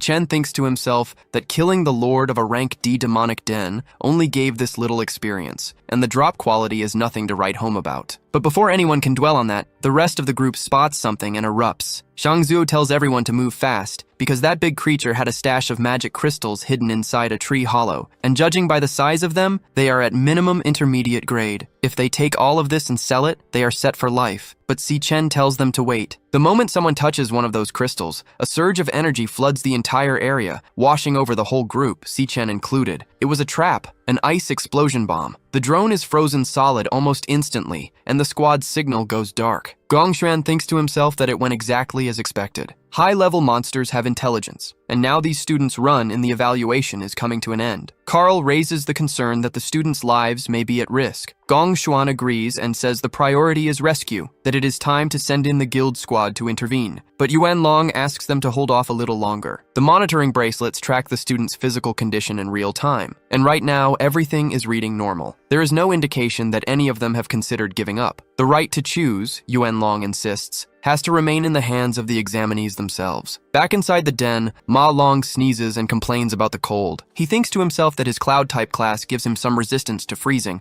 otherwise he would have been wiped out entirely. But then a strange voice begins to laugh. Ma Long stares into the darkness and wonders whether what he is hearing is the true boss of this demonic den. Ma Long spots the enemy in his monster encyclopedia and pieces together what they are dealing with. This is a Cloud-type mage skeleton king, a rank C boss, a specialist in ice and snow manipulation with a trap already set and waiting. He starts running, knowing full well that a rare boss like this is not something he can handle on his own. Chen is frozen solid, and Ma Long decides he has to move fast. Then a spike tears straight through his leg. He hits the ground, groaning in pain, while the Skeleton King throws his head back laughing and raises his palm for another strike. The bracelet registers the wound on his lower leg and asks whether he wants to withdraw from the evaluation. Ma Long refuses. His only thought is that he needs to defrost Chen immediately. He activates his purification effect and aims it at Chen, reasoning that if Chen recovers, they still have a fighting chance. But before the purification can land, his arm takes a hit. He crashes to the ground, and the purification fails. The Skeleton King keeps laughing, hurling ice bone spikes without mercy. The system chimes in again, flagging that his heart rate is dangerously high and that the spike has penetrated his right arm, and once more it offers him the option to quit. Ma Long actually considers it for a moment. He thinks about how every time things got hard, every time fear crept in, he ran. That pattern is exactly why he has always been left behind. But they risked their lives to get here. This is finally a real chance to change his fate. He is not going anywhere. He pours everything he has into Chen, channeling the source of transcendence and burning through all of his remaining mana in one desperate push. The Skeleton King keeps firing spikes, but the ice encasing Chen begins to crack and splinter. The spikes close in on Chen's arms, and Ma Long screams at him to wake up. And then electricity erupts from Chen's body. He activates his lightning god form and launches forward. The Skeleton King barely has time to register what is happening before Chen rips him out of position and slams him into a rock. Ma Long lets out a quiet breath, noting that in the end, Chen broke free on his own. But Chen turns and thanks him, asking how bad his injuries are. Ma Long explains what they are dealing with, a rank C Cloud-type lord, extremely powerful, and warns that they absolutely cannot let it freeze them again. Then his eyes go wide. A massive ice explosion bomb is already barreling toward them. Ma Long cannot believe what he is seeing and openly wonders how they are supposed to dodge something that size. The Skeleton King is laughing again. The explosion detonates. The entire area is swallowed in snow in an instant. The Skeleton King cackles at the result, but then something stops him cold. A blue energy is radiating from somewhere ahead of him. Chen is standing there, having switched to his Funeral Flame King class, his glacial physique rendering him completely immune to the cold. The Skeleton King is stunned. Ma Long stares in disbelief, trying to make sense of what he is seeing. Chen is supposed to be a lightning assassin. He mutters that this cannot be real, that this would make Chen a 1 in 10,000 phenomenon, a dual-class user. Chen acknowledges that his miscalculation put all three of them in danger, and that is exactly why he is switching classes now. He makes clear that something like this will never happen again. The class transition completes. Chen stands transformed into the Purgatory Rakshasa demon, and he announces that he is ending this right now. Ma Long is left completely speechless once again. Under normal circumstances, an awakened person can only unlock a single class. But there are extraordinarily rare cases, with odds of roughly 1 in 10 million, where someone ends up with 2. Those individuals are known as dual-class users, and across the entire world, fewer than 10 people fit that description. The moment a talent like that is discovered, every major guild sends recruiters running, and Chen actually has 3. 3 classes that Ma Long now knows about, and each one feels terrifyingly powerful. Chen's vigor and strength surge to their peak as demonic energy radiates off him. He launches himself forward and closes the distance to the monster in a single second. Ma Long thinks back to that crushing, monstrous pressure the creature had been radiating just moments ago. In front of Chen's blade, it vanishes completely. The protagonist tears through the monster with his triple gravity enhancement, and the creature shatters and collapses to the ground in pieces. Chen levels up, reaching level 17, and acquires the skill Ice Bone Skewer. Ma Long remarks that it was exactly what he expected, a rank C boss taken down in a single strike. Chen notes that the other 2 are still frozen solid and wonders aloud whether Ma Long has enough energy left to free them. Ma Long breaks into a sprint, suddenly remembering they exist, and tells them to hang on. The protagonist marks the fallen monster as consumable and activates his glutton ability, drawing its full energy into himself. He closes his fist as the process completes. The new class grants increased vigor and elemental power, and Chen registers that this is the first time he has ever devoured a class outside of a dream. He turns to the side and considers that the camera drone was frozen in the ice explosion, which means the feed likely was not broadcast to the public. He still has plenty of time to secure a perfect score. A screen materializes in front of him. He has earned one more attribute star for his lightning assassin class to distribute. Chen is genuinely surprised by the gain. Meanwhile, on Gongyan's side of the dungeon, a massive carnivorous flower boss is hammering the group relentlessly. One of the students holds the line and calls out that this is the raw power of a rank D boss, urging everyone to push harder because they are on the verge of losing control of the fight. Another student points out that the monster's defense is absurd, and their attacks are barely getting through, with arrows doing almost nothing against it. The creature lashes out with its vines. The archer admits that in all their previous training, they never faced a monster at full strength, and the group is scrambling for a solution. Another student tells everyone to trust their president and checks in on how his side is doing, wondering whether enough power has been gathered yet. Two enchanters are channeling their strength directly into Gongyan. Gongyan focuses, then declares that it is enough. He explodes forward in a single leap and drives his blade clean through the plant. Then he gives the order to burn it, right now. The detonation is immediate, his piercing explosion of the blazing blade igniting on contact. The team erupts in celebration, calling out that their president is every bit as strong as they believed. The drone announces that Gongyan's team has successfully cleared the dungeon with a completion time of 35 minutes. The group realizes they finished in under an hour, which puts their multiplier at 3, bringing their final score to 150 points. They decide to head out and check the overall results. In the hallway, Gongcheng points out that even a rank F demon lair, the lowest tier there is, takes at least an hour to clear. So anyone walking out this early, besides their own group, can only be someone who gave up halfway through. Sure enough, a traumatized boy stumbles out surrendering on the spot, begging not to be hit even though nobody is anywhere near him. A girl right behind him says the whole thing was way too terrifying and that those monsters were an absolute nightmare. Gongcheng then spots a group huddled in the corner and immediately breaks into a grin. He figures Chen's team must have also bailed out early, and he wastes no time calling Chen out directly, wanting to know how someone who was walking around so full of himself couldn't even finish the evaluation. But Gongyan cuts him off and tells him to get back over there,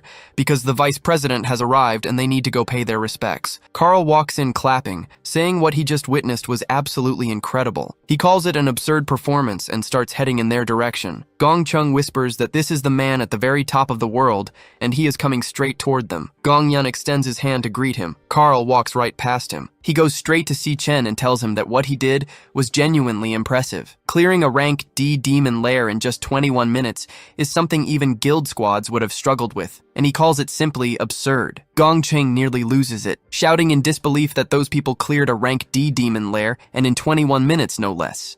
Chen, for his part, recognizes the man immediately. This is Carl Cavendish, vice president of the World Guild Alliance, and currently considered the second strongest person alive. He quietly wonders what someone like that is doing here. Carl then turns and acknowledges Gongyan as well, saying the young master of the Gong family also performed admirably, leading a team to clear a rank D lair at his age. He adds that President Gong Lin clearly knows how to raise his son. The founder of the Gong family thanks him politely, but the look he gives his son right after is anything but warm. Carl wraps things up, saying it is getting late and he should be on his way. Before he leaves, he tells the director that he really got lucky this time, because what he has here are twin stars, the kind that only come along once every 1,000 years. Gong Xuan steps forward to announce the official results. With both teams achieving a perfect score, he declares them tied for first place, and every member of both groups will be recruited into the Imperial Guild. The room erupts in celebration. Gongyan keeps his expression completely cold. The director continues, adding that both captains will take on management positions within the Imperial Guild's core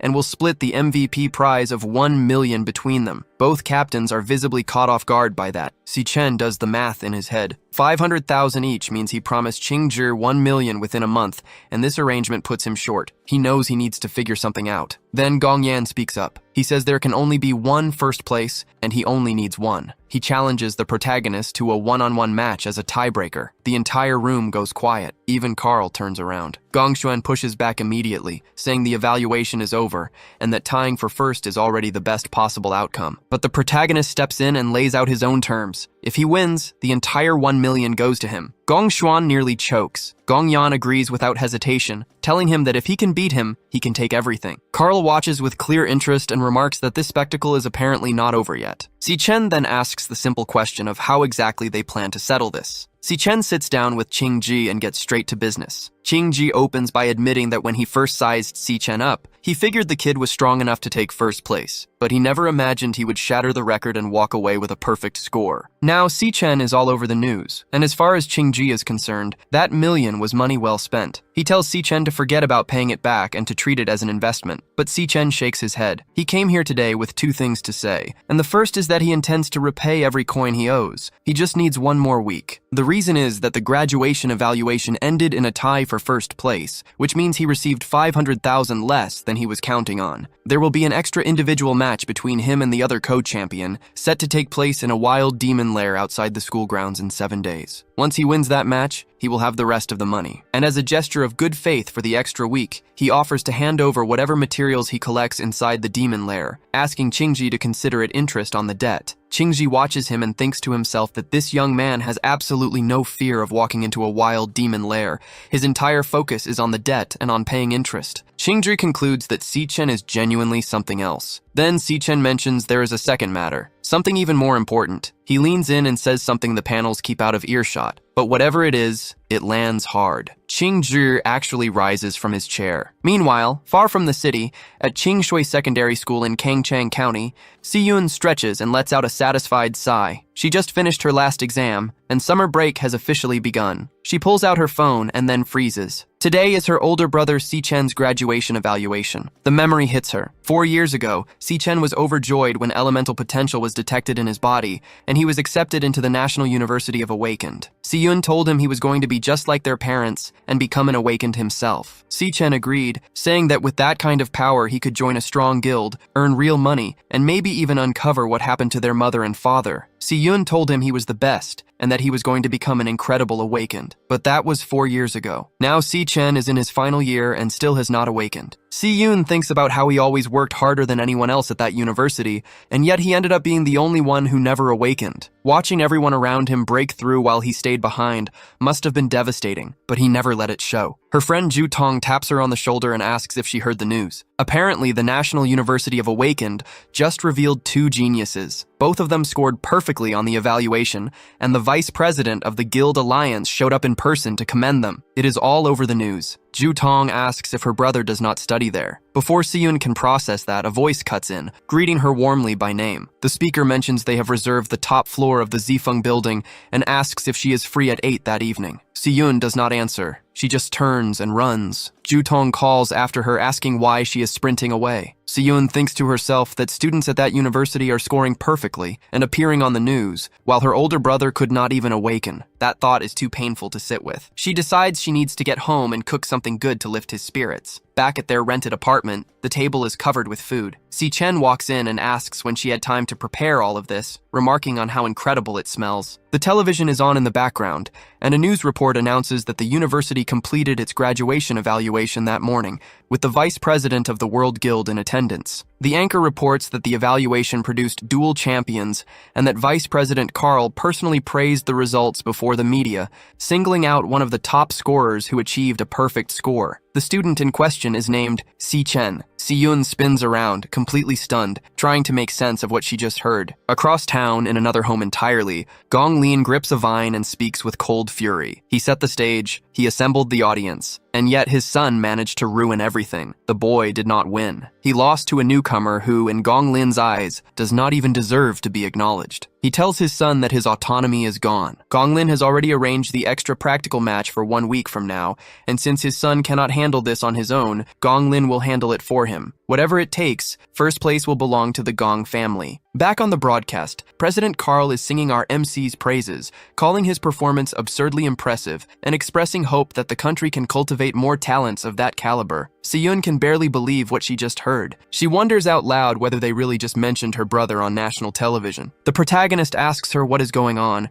and before she can even answer, she drops her spoon on the floor. A moment later, a crack of thunder booms from outside, as if the world itself is punctuating the moment. She sits there processing it all. Her own older brother, the one she always thought was a bit of a fool, not only led his team to a perfect score, but also earned a personal commendation from the vice president of the Guild Alliance. She brings her hand up to cover her mouth. The boy she wrote off has apparently become someone genuinely remarkable. The scene then shifts to the night of the practical evaluation, inside a restaurant. Carl is seated across from a woman named Yuan, thoroughly enjoying himself, remarking that the Wagyu from this eastern country is simply the finest he has ever tasted. He asks her how things have been going on her end. Yuan gets straight to business, sliding him a stack of compiled reports covering the past year. She tells him the glutton has left no trace whatsoever during that time, and that he may already be aware of them. But there is one more thing she wants to bring to his attention. She recently flagged a suspicious individual who made contact with the vice president not long ago. The rate at which that particular young man has grown in such a short period of time is, by her assessment, simply too abnormal to be explained by any conventional logic. The story then cuts to inside the Magic Tower. Chen has spent more than half a month on the first floor of the Magic Tower, and in that time he has nearly wiped out every single magic beast the place has to offer. He is now fully adapted to fighting under 10 times the force of gravity. Since the graduation evaluation battle concluded, his Lightning Assassin class has earned 1 star, and consistently using a class is what drives that class forward in strength. That means none of his 4 current classes have hit their ceiling yet. He allocated the star he earned into the attribute that matters most for an assassin, speed, and by now he should be operating at roughly the level of a rank A assassin. Even so, he finds himself completely surrounded by ghost lions, with a Lion King presiding over all of them from a distance. Chen still has not managed to land a single hit on the floor boss. The lions close in on him. He activates the God of Lightning ability and drives straight toward the floor chief. But the Lion King's ability is deeply strange. Every time an opening appears, the boss vanishes instantly and reappears beside whichever lioness is positioned farthest from Chen. The pack adjusts its formation on the fly, but the structure itself never breaks. There are always 2 lionesses assigned to engage him directly, and the Lion King always keeps the maximum possible distance. As a boss, he never commits to a move on his own. Chen finds himself wondering exactly what class this creature belongs to. A lioness charges at him. He readies his lightning ability and fires it straight into her mouth, but she vanishes the instant the attack lands. Every time he pushes to finish off one of the lionesses, she disappears and reappears beside the Lion King. The moment he stops pressing, another lioness rushes in to bait him into an attack. He prepares 2 abilities simultaneously, but the bosses evade once again. They hold their formation with rigid discipline, cooperating in perfect sync, attacking relentlessly, blinking in and out, cycling through the same pattern over and over, grinding him down in a war of pure attrition. Chen keeps fighting without rest, but he can see what is happening. He turns his gaze toward the floor chief and realizes this creature is simply toying with him. Then something clicks. He leaps as high as he can and asks himself why he has been trying to win this on the enemy's terms, fighting a speed battle head on. He switches classes. If they refuse to engage him directly, then there is no reason he cannot approach this from a completely different angle. Why not bring out a mage class and deal with them on his own terms instead? The class switch completes. Chen, now at level 27, steps into the power of the Skeleton King. Chen launches dozens of stakes into the monster horde, forcing the lions to scatter and fall back. Rather than letting them regroup, he presses forward, closing the distance on one of them directly. His read on the situation is sharp. He knows a mage dominates at range through sustained damage and crowd control, so he keeps the pressure on, funneling the lions exactly where he wants them. Then he vanishes, stepping through a portal and reappearing on the other side of a lioness, catching her completely off guard. But the real trap was already in motion. The attack he set up earlier is still closing in, and the moment the Lion King is forced into its range, there is nowhere left to go. The Lion King looks up, startled, just as Chen summons his giant ice explosion bomb. The blast hits the ground with tremendous force, lighting up the entire area in a blinding flash. Lions and other creatures alike are frozen solid in the aftermath. Chen switches classes to the Rakshasa of Purgatory and declares that the battle on the first floor of the Magic Tower ends right here. He brings down the triple gravity tribulation on the Lion King, and the monsters crumple to the ground. A dark energy surges out from his body, then dissipates alongside a wave of white energy as Chen stands before the fallen creatures and farms their aura. He levels up to 24, and since the Ghost Lion qualifies as devourable, Chen immediately uses Glutton on it. He wants to know what its true class actually was. The Lion King's energy rushes toward him and is quickly absorbed by Glutton. Chen closes his fist around it. The answer comes through. The Lion King was a beast tamer, a class capable of forcing contracts with creatures. Chen notes it is the first time he has ever seen that class in action. It makes sense now why the Lion King never fought head-on. With his other stats not being particularly high, he had to rely entirely on his contracted beasts to deal damage. The teleportation ability was a useful tool for that too. The logic of the class becomes clear. Forcing contracts requires intimidation, and keeping contracted beasts means maintaining that pressure constantly. Then the environment begins to shift without warning.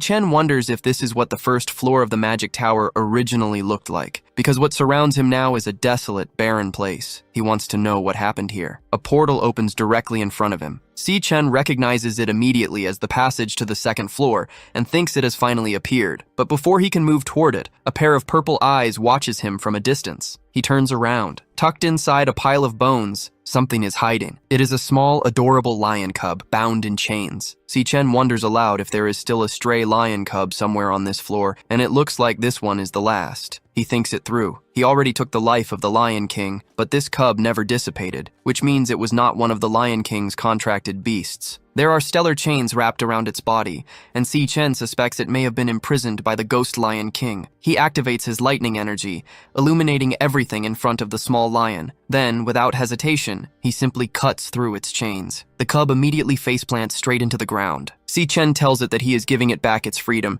and that this place should be its home. He says he understands the feeling well, having lost companions and a home of his own. The lion cub looks up at him, visibly struck by those words. Chen continues, telling the cub that even if it ends up alone, it should at least keep living well, because he himself has his own floor to get to. But the moment he turns back toward the portal, it closes. A beast contract request comes through. Chen turns around to find a notification hovering above the cub. It reads as contractable. The Lion King Leo is requesting to form a contract with him. Chen asks the small creature whether it wants to come along with him. Leo responds with nothing more than an adorable little roar.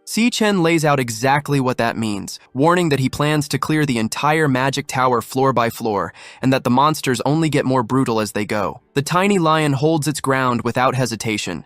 Chen takes that as his answer and agrees to sign the contract. The contract with the Lion King Leo is officially established, and with it a passive ability activates, returning experience and attributes to the master in equal proportion, while also granting the beast's vision.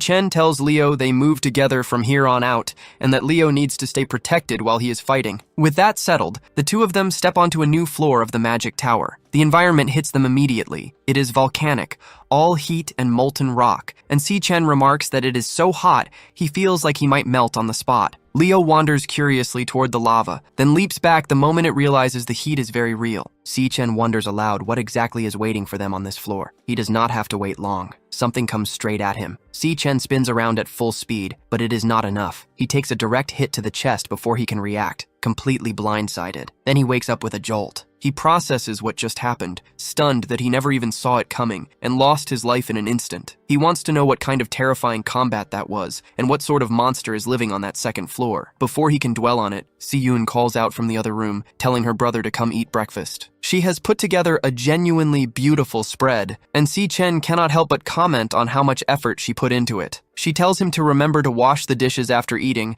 and to hang the laundry from the machine in about half an hour, then asks if he knows where she is rushing off to, since summer break has already started. Si-yoon explains it is a summer job. Chen reminds her that he told her she could leave the financial side of things to him. She brushes that off, saying her older brother has already built a reputation and she is not about to fall behind, and that sitting around doing nothing during the holidays would drive her crazy anyway. She closes the door behind her, reminding him one more time about the dishes and the laundry. Chen follows through. He washes the dishes and hangs the clothes out to dry. As he does, his thoughts drift to Si-yoon. She has always been like this, living with drive and determination, even though she is clearly still just a teenager. Standing next to her, he is the one who ends up feeling looked after. He thinks about what is coming. Once the university business is wrapped up, he will have to face the Demon King Ira, and when that time comes, he will not be able to stay by Xiaoyun's side much longer. She is the one person he simply cannot stop worrying about. Then something occurs to him. He touches his forehead, turning the thought over. Maybe he can actually do something about that. A portal opens and Leo drops straight onto his back. Chen turns the idea over and realizes it is real. He can summon his contracted beast out of the dream magic tower into the waking world. Leo immediately begins tearing the apartment apart. Chen decides that if this works, he can leave Leo with Xiaoyun while he is away, and if she ever ends up in danger, Leo can get to her fast. Xiaoyun has loved dogs since she was little, so a small lion is probably close enough. A crash from the other room cuts his thoughts short. Chen opens the door and takes in the destruction Leo has caused. He tells himself it is probably fine. Elsewhere in the city, a security camera lies smashed on the ground. A hunter is backed into a corner, wielding ice daggers and desperately telling the creature not to come any closer. But a claw, one that looks disturbingly similar to Lan Yue's, closes in on him. It drives straight through the man's chest with almost no resistance. The hunter manages one last broken question, asking what this thing is and what kind of monster it could possibly be, before the claw consumes him entirely. Later that day, Xiaoyun makes her way home, muttering that her shift is finally over and that the amount of people buying milk tea during summer break is genuinely overwhelming. She wonders whether her brother will like the flavor she picked up for him. She turns onto the path leading home, but then she stops. She starts to look back over her shoulder, and the color drains from her face when a voice speaks up, telling her she has finally made it here. Jin Duoxin stands there holding out a bouquet of flowers, telling Siyun he has been waiting for a while. He reminds her that the last time she ran off from school before even seeing his invitation, and tells her not to worry because he has reserved the entire top floor of the Zifeng building again for that evening. Siyun wants to know how he found out where she lives. Jin Duoxin explains casually that his father is the director of the top hospital, and getting that kind of information is nothing to him. Siyun tells him plainly that they do not live in the same world, and asks him not to come looking for her again, but Jin Duoxin grabs her by the wrist. He demands to know if she has any idea how much effort it takes to reserve an entire floor of the Zifeng building. And on top of that, he had invited a whole crowd of people, so her not showing up was a massive show of disrespect. Si-Yoon fires back, asking why she should give him any attention at all, and points out that showing up and lurking around someone else's home like this is genuinely unsettling. Jin Duoxin snaps back, asking who she thinks she is, insisting he has been more than generous with her, and warning her that he could make things very difficult for her in under a minute. Si-Yoon answers that threat by headbutting him square in the face. She tells him to go to the hospital and get that brain of his looked at, warns him not to bother her again, and informs him that he has completely ruined her day. Later, back at home, Si-Yoon cradles Leo in her hands, absolutely delighted. She asks where on earth Si-Chen found such an adorable magical beast. Si-Chen tells her the creature is named Leo, and that he is now her responsibility. Si-Yoon marvels at the fact that adult male lions are supposed to be the only ones with a mane, yet this tiny little thing already has such a full one. Si-Chen watches her with a smile, quietly satisfied that she has clearly taken to Leo, and figures there is nothing left to worry about on the home front. Then his phone goes off. He opens it, and a smile spreads across his face. His proposal for the guild department review has been approved, and his plan can now move forward without any obstacles. In 6 days, he will clear the supplementary test. Out in the suburbs near the Greenlight Forest, Gongshuan lays out the details of the evaluation. After extensive deliberation, it has been decided that the test will take place inside the Greenlight Forest lair. According to the analysis equipment, the lair is ranked D. As agreed beforehand, both candidates will be assessed inside the same demonic lair. Because a wild demonic lair is completely uncharted territory and carries far greater risk than a standard lair, 3 guild members have been dispatched. They will enter alongside the 2 candidates, serving both as protection and as real-time performance evaluators. The final result of this test will be determined entirely by the scores those examiners assign. Gonglin thinks to himself that they need to perform well and make sure everything goes smoothly without leaving any trace behind. Yuan Long notices that the vice president's trip ended 2 days ago and wonders why he is still here. Carl glances at a photo of the 2 candidates and says, "There is nothing more interesting happening anywhere else right now." He remarks that it has been many years since he last witnessed a duel between genuine prodigies, and admits it stirs a certain anticipation in him. Gong Xuan officially declares the individual supplementary evaluation open. It is Si-Chen versus Gong Yan, and it begins right now, with both of them stepping through the portal. Si-Chen crosses into the other dimension and finds himself surrounded by a vast forest. He stands alongside Gong Yan as Kai Yu observes that this appears to be a flower-type demonic lair. Then a message materializes in front of Si-Chen, originating from the demonic core. It carries a warning that a high-risk magical beast has been detected. The warning disappears just as quickly as it came. Si-Chen finds himself wondering whether even a rank D demonic lair could be hiding high-level magic beasts somewhere inside. The two candidates press deeper into the forest path. Chen and Gongyan walk side by side through the dense undergrowth, while Kai Yu, watching from the monitoring room, notes how thick the fog has gotten and reminds everyone to keep their eyes locked on the candidates at all times. Then something stirs beneath the ground. A rank D venomous ant bursts up from the earth, and Gongyan has his sword drawn before the creature even fully surfaces. He moves straight at it without a moment of hesitation. Sato observes that the reaction speed is almost too fast, though he adds that magic beasts from a wild demonic lair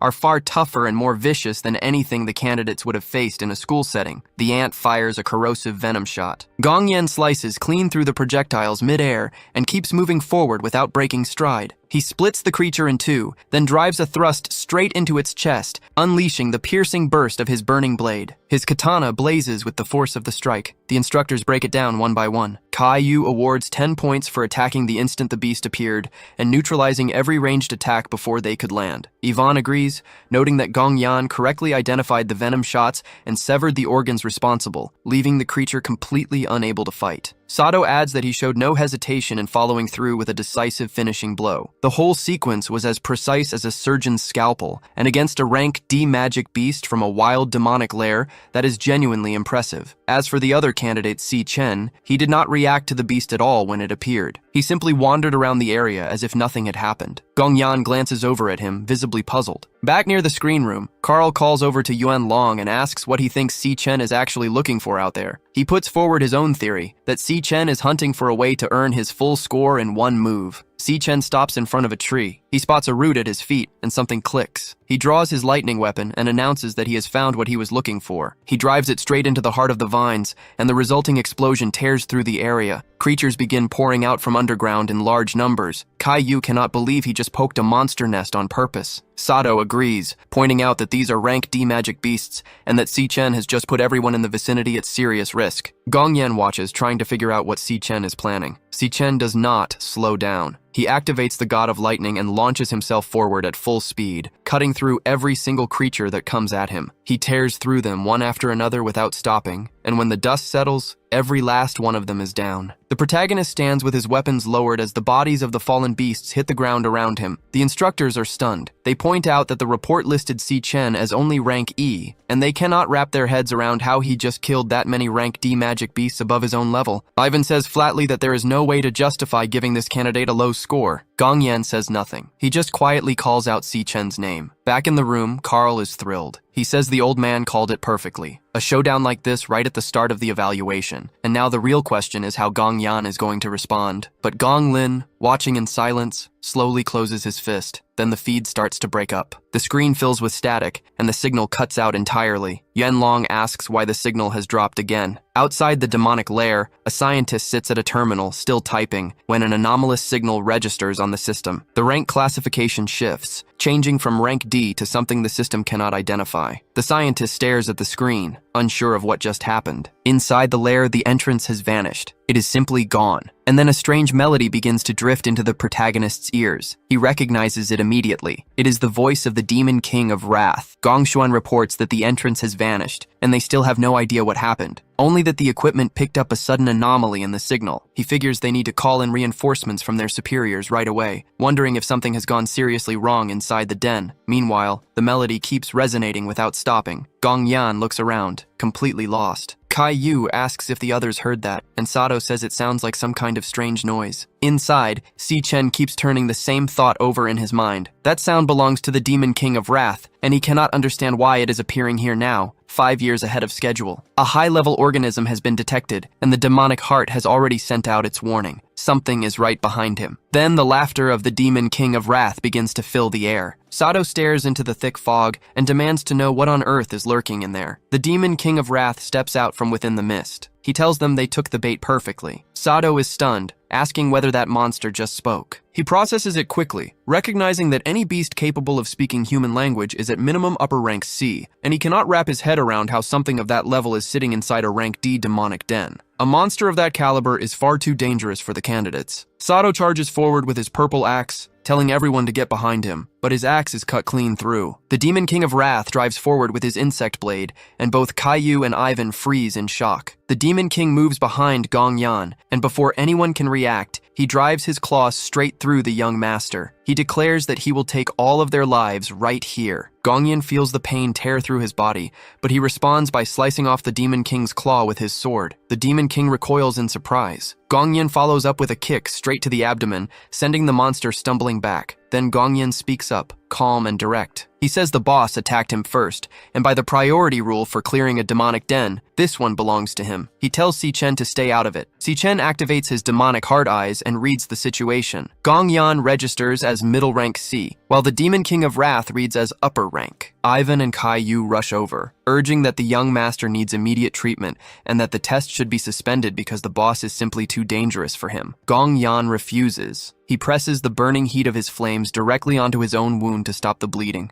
Chen watches, quietly noting how Gong Yan used the heat to cauterize it on the spot. Gong Yan brushes off the concern entirely, saying the fight is not over yet. Both he and the Demon King of Wrath advance toward each other, and Gong Yan draws his weapon. Outside the den, a man explains that there have been cases before where the entrance to a demonic den disappeared like this. It means there are highly intelligent beasts inside who open the entrance themselves, wait for humans to walk in, and then trap them. Gong Xuan asks what they are supposed to do, since there is no way to force the entrance open from outside. Lin Wuke says there is only one way to make the exit reappear, and that is for the people inside to kill the den boss themselves. Gong Xuan figures it should not be too difficult since there is a rank C boss inside, and their group averages around rank C. But Lin Wuke corrects him. The rank D classification is a disguise, deliberately constructed by the boss within. Based on his observations, this demonic den is most likely the true culprit behind the disappearances of awakened individuals that they have been investigating for so long. In reality, this is a high-risk demonic den of rank B. Gong Yan holds his ground as the monster throws attack after attack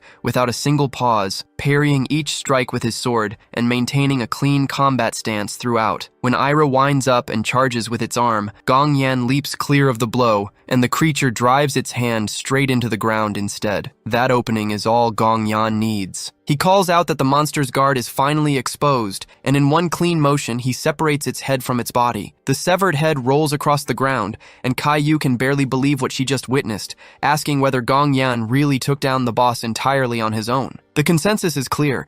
The young master Gong Yan is not someone to be underestimated. Meanwhile, Ivan checks in on Sato, and the heavyset man confirms he was treated in time, but then something on his wristband catches his eye. The connection to the outside world is gone. Ivan checks his own and finds the same thing. Caillou confirms it for the whole group. Every signal has been cut, and even the positioning system is throwing errors. She wonders aloud when exactly the camera drone stopped working too. Gong Yan glances to the side, visibly surprised, and that moment of distraction is almost costly, because Ira is already pulling itself up off the ground. The creature lunges behind the young man, but Gong Yan reacts fast enough to cut it apart into several pieces. Chen registers 200 experience points from the kill. Gong Yan is genuinely puzzled. He clearly took the head off this thing, so how is it still moving? Chen explains that the magical beast they just fought was not the real boss. It had been hypnotized from the very beginning, which is why it kept moving even after losing its life. He tells everyone they need to leave this demonic lair immediately, because if they stay, they will be the next ones hypnotized. Gong Yan wants to know how Chen could possibly know all of that. Before anyone can dig into that question, Sato cuts in, insisting Chen is talking nonsense. A demonic lair of this rank would have a boss no higher than rank C at most, and he refuses to accept that what they just fought was not the real boss. Then a new warning flashes across the protagonist's field of vision. Threads of webbing begin spreading through the space, and a hypnotic melody starts pulling Caillou in. Ivan and Sato fall under it just as quickly. Chen claps his hands over his ears, but he already knows it is too late for the others. He recognizes this sonic frequency better than anyone. In his past life, Ira used this exact type of sound wave. It is the memory he carries of losing Cu. Watching this creature use that hypnotic frequency to strip the lives from countless ordinary humans across an entire monster den. Chen looks to the side, alarmed. The 3 rank C fighters are already moving, walking in the direction of the source. The protagonist concludes that this demonic lair must have some direct connection to Ira, and that they all need to converge on the same point right now. The whole group moves deeper into the lair, warnings continuing to stack up around the protagonist until they come face to face with an enormous creature seated on a throne. Around it sit several nests and scattered blades. Chen works through it quickly in his mind. Just like Ira, the hypnotic sound wave being used here operates on the alpha frequency band. Back when he was preparing to deal with Ira, he had developed an audio countermeasure tuned to the beta band, one capable of canceling it out. But the people around him right now have no anti-hypnosis measures whatsoever. Any one of them could lose their life at any moment. He needs to shut down both threats at once. All the while, Ira keeps calling out from its throne, demanding flesh. Fresh flesh. Rich flesh. The words spilling out of it again and again in an unbroken, hungry loop. In a memory from his past, Gongyan stands firm, a stick gripped in his hand. His father looks on and tells him he did well, that he won again. Gongyan is only 8 years old at the time. His father lays out the rule plainly. The winner gets to eat. The loser kneels there through the night. As the hours pass, Gongcheng's stomach growls with hunger. Gongyan quietly offers him a piece of bread and tells him to eat. Gongcheng whispers back to his brother, warning him that if their father finds out, he will be punished again. Gongyan brushes it off and tells him to just eat. Not long after,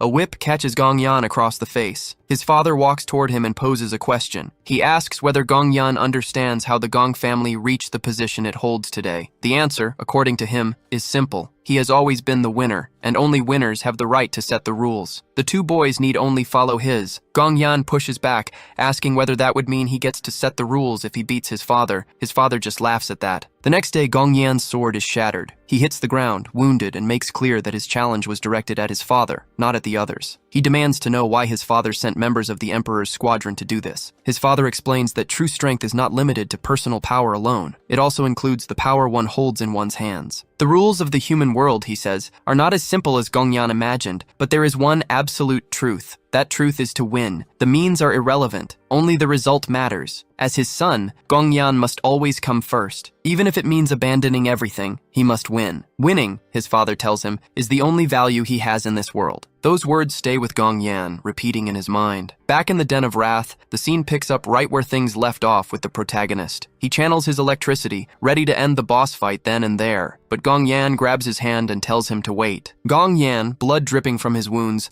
says he does not know what method the protagonist used to break free from the hypnosis, but that he managed to hold on to his own consciousness in his own way. He warns that if they act openly right now, everyone in the group will be in danger. He points to the eggs scattered around them. If anyone disturbs those eggs, they will not just be dealing with the boss. They will be facing dozens of rank C magical beasts, and that will cost them their lives without question. Gongyan explains that the boss deliberately disguised this place as a low-level demon den specifically to lure awakened in and drain them dry. The boss will come to them on his own. His suggestion is to stay hidden, wait for the boss to close the distance, and then take him down together. Chen speaks up and says he did not expect Gongyan to have thought that far ahead, but points out a flaw in the plan. The boss does not need to move at all. With a single thought, he can command every hypnotized person in the room to take their own lives simultaneously. Chen activates the God of Lightning and takes out the hypnotized individuals at incredible speed before they can act. The boss notices them immediately and mutters that something must have been mixed into the food. Then the eggs begin to crack. Claws tear through the shells, and creatures emerge that look just like the carcass they encountered before. The boss gives the order, directing the mantises toward the group. The creatures close in. Gongyan declares that it falls on him to put an end to this. But before he can act, the protagonist steps up behind him, telling him that it seems there was a misunderstanding earlier, and that he accepted the additional test. He tells Gongyan to leave this one to him, and his gaze locks onto the top of the area where the boss looms. The protagonist makes his intention clear. That boss is his to handle. Gongyan pushes back hard, insisting there is no way they can win. The strength of this boss far exceeds both of theirs,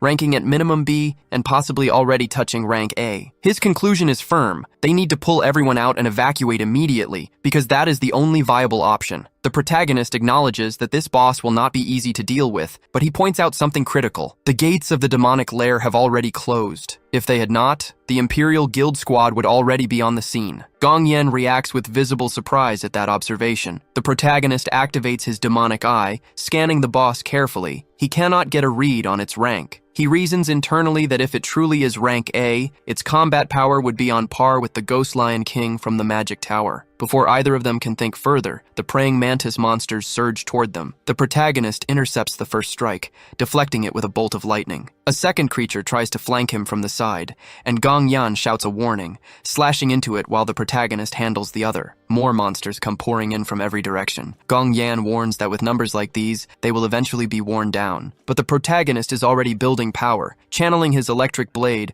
and releasing it in a wide arc directly into the swarm. The attack punches clean through dozens of the mantis creatures at once. He then surges forward using the God of Lightning, cutting down 3 more in rapid succession. Gong Yan watches in disbelief, struggling to process what he is seeing. The assassin class is known for low raw strength, and being surrounded like this should be a catastrophic disadvantage. Yet the protagonist is hitting every vital point with surgical precision, compensating for the lack of brute force through pure speed and technique. The speed he is moving at right now, Gong Yan estimates, is at least on the level of a rank A fighter. Gong Yan grips his sword and steadies himself, thinking that maybe, just maybe, they actually have a shot at winning this. The boss has seen enough. It declares that this has gone on too long and activates its supreme enhancement. The mantis creatures under its command surge with renewed vigor and strength, launching themselves at the protagonist at full speed. The boss of Wrath gives the order, demanding they tear the protagonist apart. Chen reads the incoming strike and sidesteps it with ease, dismantling the attacker with just a few clean cuts. Gong Yan tells himself to hold the line. The protagonist keeps pressing forward, striking monster after monster without pause. Then one of them creeps up behind him. Chen reacts faster than it can move, turning the tables and landing several rapid cuts on the creature before it can follow through. Another monster pivots and catches the protagonist with a heavy arm strike, sending him skidding back a step. Chen takes stock of the situation. These magically enhanced beasts are operating close to rank B in terms of raw attributes. Their shells are extremely hard, and hitting the vital points cleanly is no longer straightforward. He needs to find a way to break through that armor. But then Gong Yan calls out to him with gratitude. The time the protagonist bought him was exactly what he needed. His final attack is fully charged. Zhu Tong arrives at the rented apartment with apologies, explaining she ran a little late because she stopped to pick up drinks. Yun tells her not to worry, that her brother still hasn't come home. Zhu Tong asks whether her brother even knows yet that she passed the Art Academy exam. Yun says she told him she had something important to share today, and that he might be back late. Then she notices they're out of garlic sauce. She tells Zhu Tong to wait at the apartment while she heads out with Leo to grab some, and she figures she'll pick up a snack while she's at it. At G's convenience store, the payment goes through without a hitch. Yun makes a quiet observation about Leo, noting how well-behaved he is. He doesn't make a sound or squirm around in her bag. She makes a mental note to buy him some biscuits next time, but somewhere in the alleyways nearby, someone is watching. One man tells his partner that he's had eyes on her for a while now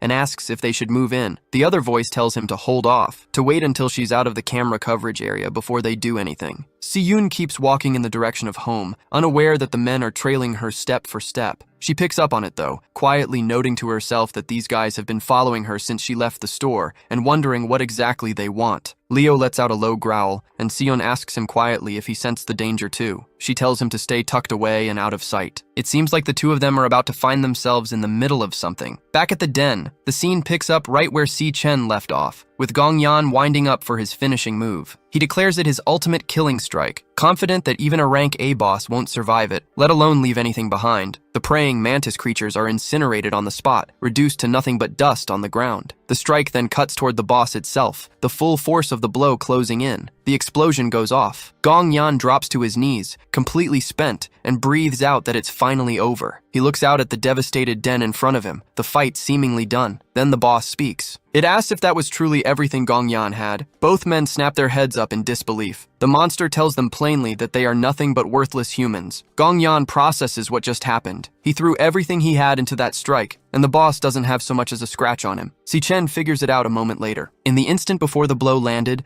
the boss drained the power from every magical beast in the den and used it to form a high-resistance defensive barrier around himself. Gong Yan mutters that this is it then, that they're going to die here. But Chen calls out to him and proposes a deal. Gong Yan can take the credit for the victory, and Chen takes the loot. There is only one condition, and it's non-negotiable. Whatever happens next, Gong Yan cannot breathe a word of it to anyone. Gong Yan stares at him and asks whether Chen is actually a dual-class user. The energy from every defeated creature on the ground begins to get pulled inward. Chen activates the Ruin of All Bones, the Rakshasa of Purgatory class ability, and the power surges through him, shattering everything in the immediate area around him. Gong Yan is completely stunned. Ira doesn't even flinch.